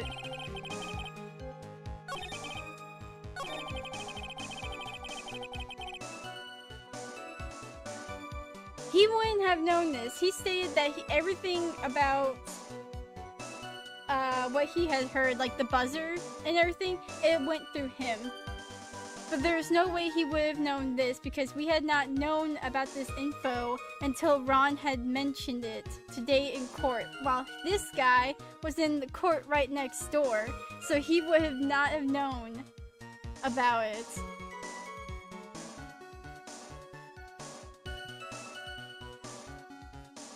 I'm pressing him on this.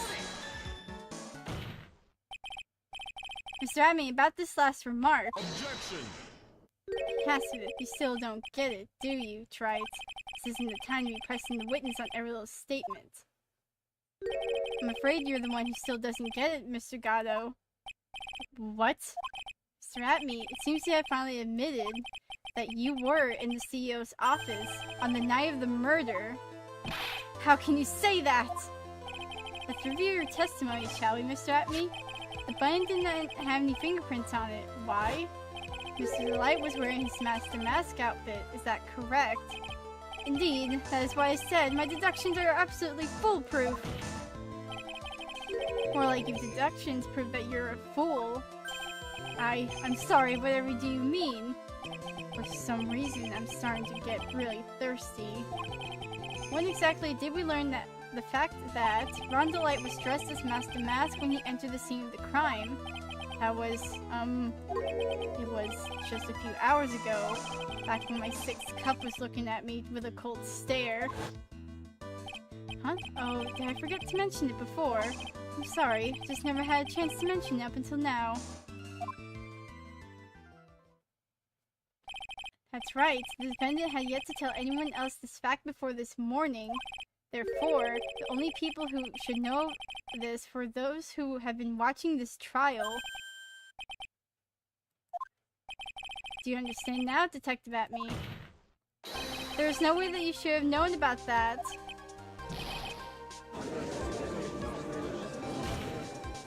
You're in the next courtroom being tried as Master Mask. So enlighten us. Just how did you know about that piece of information? Well, come on, this detective must have known about it. He probably had plenty of chances to find out beforehand. And it's those chances that I want to discuss next. That night, Mr. Delight was wearing his Master Mask outfit. There is one and only one way for Detective Atme to have found that out. Only one way, you say. Please recall, if you will, Mr. Delight's testimony. When I entered the office, there was a suspicious shadow there. For a second, my client witnessed the real killer. Mr. Delight never saw his attacker, so there's no way to tell whether or not the real killer was looking at me. It's with that statement that I'll turn this case on its head.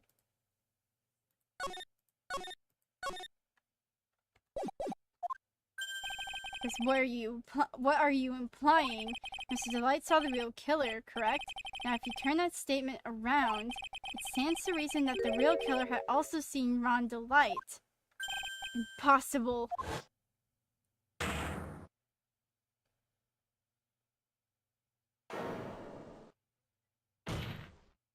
Detective Atme, you saw Master Mask at the murder scene that night. You saw him when you killed King Bullard and assaulted Ron Delight. That was the only way you could have known that Ron was wearing. What Ron was wearing.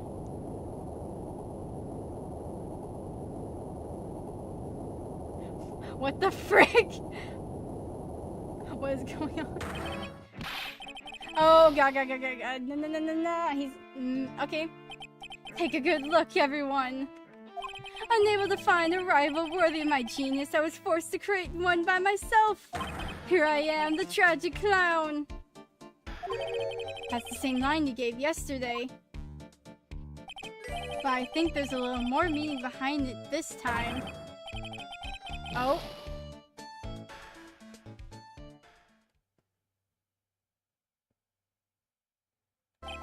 An awfully complicated incident. King Bullard was blackmailing Look At Me, who was in turn blackmailing Ron Delight. And upon killing his blackmailer, Look At Me tried to frame Ron Delight. And then he claimed to be guilty as Master Mask in order to escape his true crime. To that end, he came up with his plan to use the double jeopardy rule when making his alibi. At any rate, it would seem we finally found the truth. Excuse me.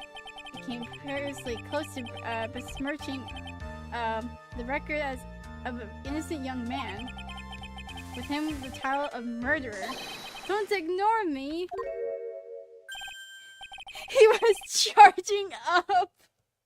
I was literally thinking he was about to like pull out like freaking over 9,000 thing. Like literally. Oh, I didn't realize you were there. Why wouldn't he be? About the verdict. I know, you never committed any murder. That's right, I'm so glad you understand that, but I really am Master Mask! Huh? So, thanks to that trial yesterday, I'm innocent now, right? I thought he was going to lift up, like for... Wait, he was about to like ascend?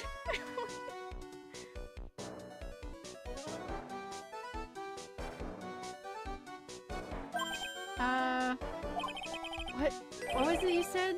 Double jeopardy. Now that you mention it, I've been careless. Careless? What do you think, Mia? As the defendant says, the rule of double jeopardy is absolute. The defendant can never be tried twice for a crime in which he was once found innocent. Then, Master Mask is really innocent. It would seem so. For now. For now. Like, lift off like a rocket. Honestly, I would see that, yeah. Now then, this court finds the defendant not guilty. Let's freaking go, Ron! Let's go! We freaking... Boy, this is really lucky. This isn't good after all. You see, the thing is, I still am Master Mask after all.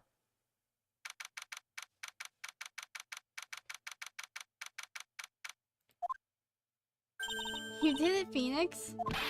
Thanks, Mia. It's been a long time, hasn't it? Yeah, it's because Maya doesn't call on me much these days. Oh? I'm just joking, Phoenix. Don't take everything so seriously. On the other hand, Maya, she seems kind of torn these days. Thinking about becoming the master of the crane channeling school. Becoming the master, he's saying goodbye to our mother, Misty Faye, right? Watch over her, will you, Phoenix? Of course. Well then, see you around. Mia. Mr. Wright.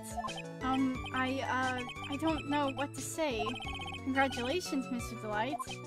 Thank you so much. No, wait. Nothing really matters anymore, though, now that all of this has happened. Come on, just be happy already. Maya, you've been cleared of the murder charges and got off as Master Mask, to boot.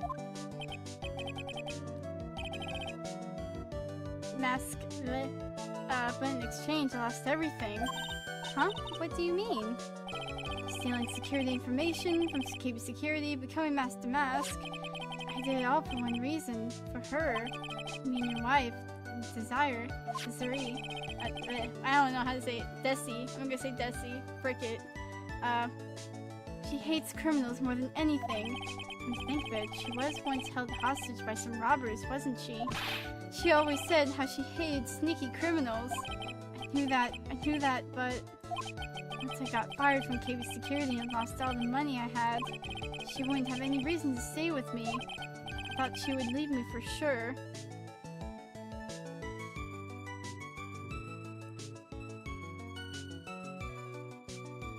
Desi's gonna like him still, I bet.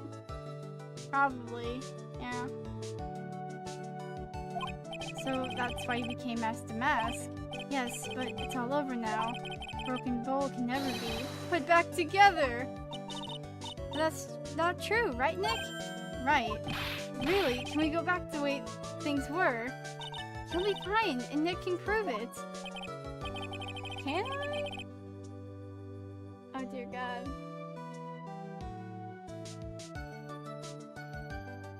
I wish you would check things with me first.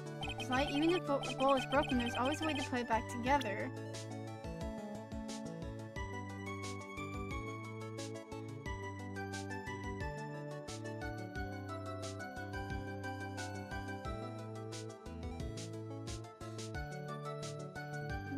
Oh yeah, the vase! Yeah, because she's the one that brought it in. The sacred urn. Desi was the one who found this. Desi, your wife, she always believed in you, Ron. That's why you'll be fine. You don't have to worry about anything. Ah, there you are! Miss Delight. You did it, Ronnie! You're innocent! I'm so happy! Thank you, I appreciate that, but, I suppose you don't want anything more to do with me, do you? Ronnie, why didn't you talk to me about what was going on? I had no idea you quit KB Security. I never imagined that you were really Master Mask either. Miss Delight, what are you going to do now that you know? You're not going to really leave him, are you? Come on, it's obvious, isn't it? How could I ever let a wonderful man like him get away? After all, my bike's really fast. So fast that there's no way he could ever get away. But didn't you say that you hated criminals? Oh, I only hate people who act out cowardly and sneaky. Like that detective. You see, Ronnie went and declared his crimes before he committed them, like a man. I just love a man who's so chivalrous. Chivalrous? I knew I was right about you. Every day I spend with you is filled with thrills and excitement. Desi. Desi, you really do love Ron, don't you? Nicky boy? Yes? I'm really glad I asked you to defend my Ronnie. Yeah! Thank you so much. I'll never forget what you've done for us. Oh, well, take care of yourself. You too, Nicky boy. You feel my face going red. Mr. Nick! Mystic Maya! Congratulations! Oh no, Pearl! She's gonna kick us in the shin! Talk about bad timing. Mr. Nick, how could you? With another man's wife in front of Mystic Maya! I know you got it wrong. I'll never forgive you, never!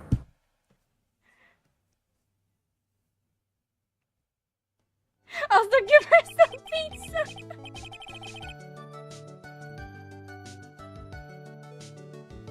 I'm good. I love how you said that, like, give her some pizza after she just freaking, like, beat the heck out of me. So just as the case came to a close, so too did my consciousness. Ah, god dang it, Phoenix. Ron said a broken bowl can never be put back together, but I know that's not true.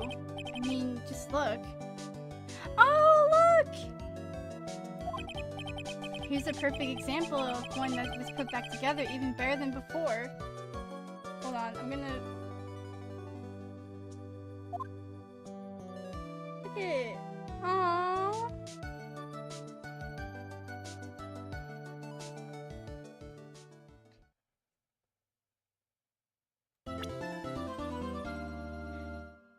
Episode 3, Recipe for Turnip. What the frick is going on?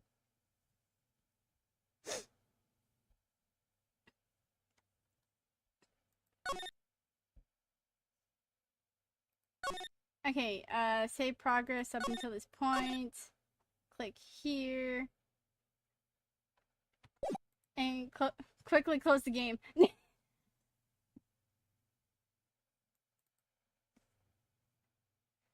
Okay. Yeah, end the stream here. This is like one of the shorter ones for this stinking game.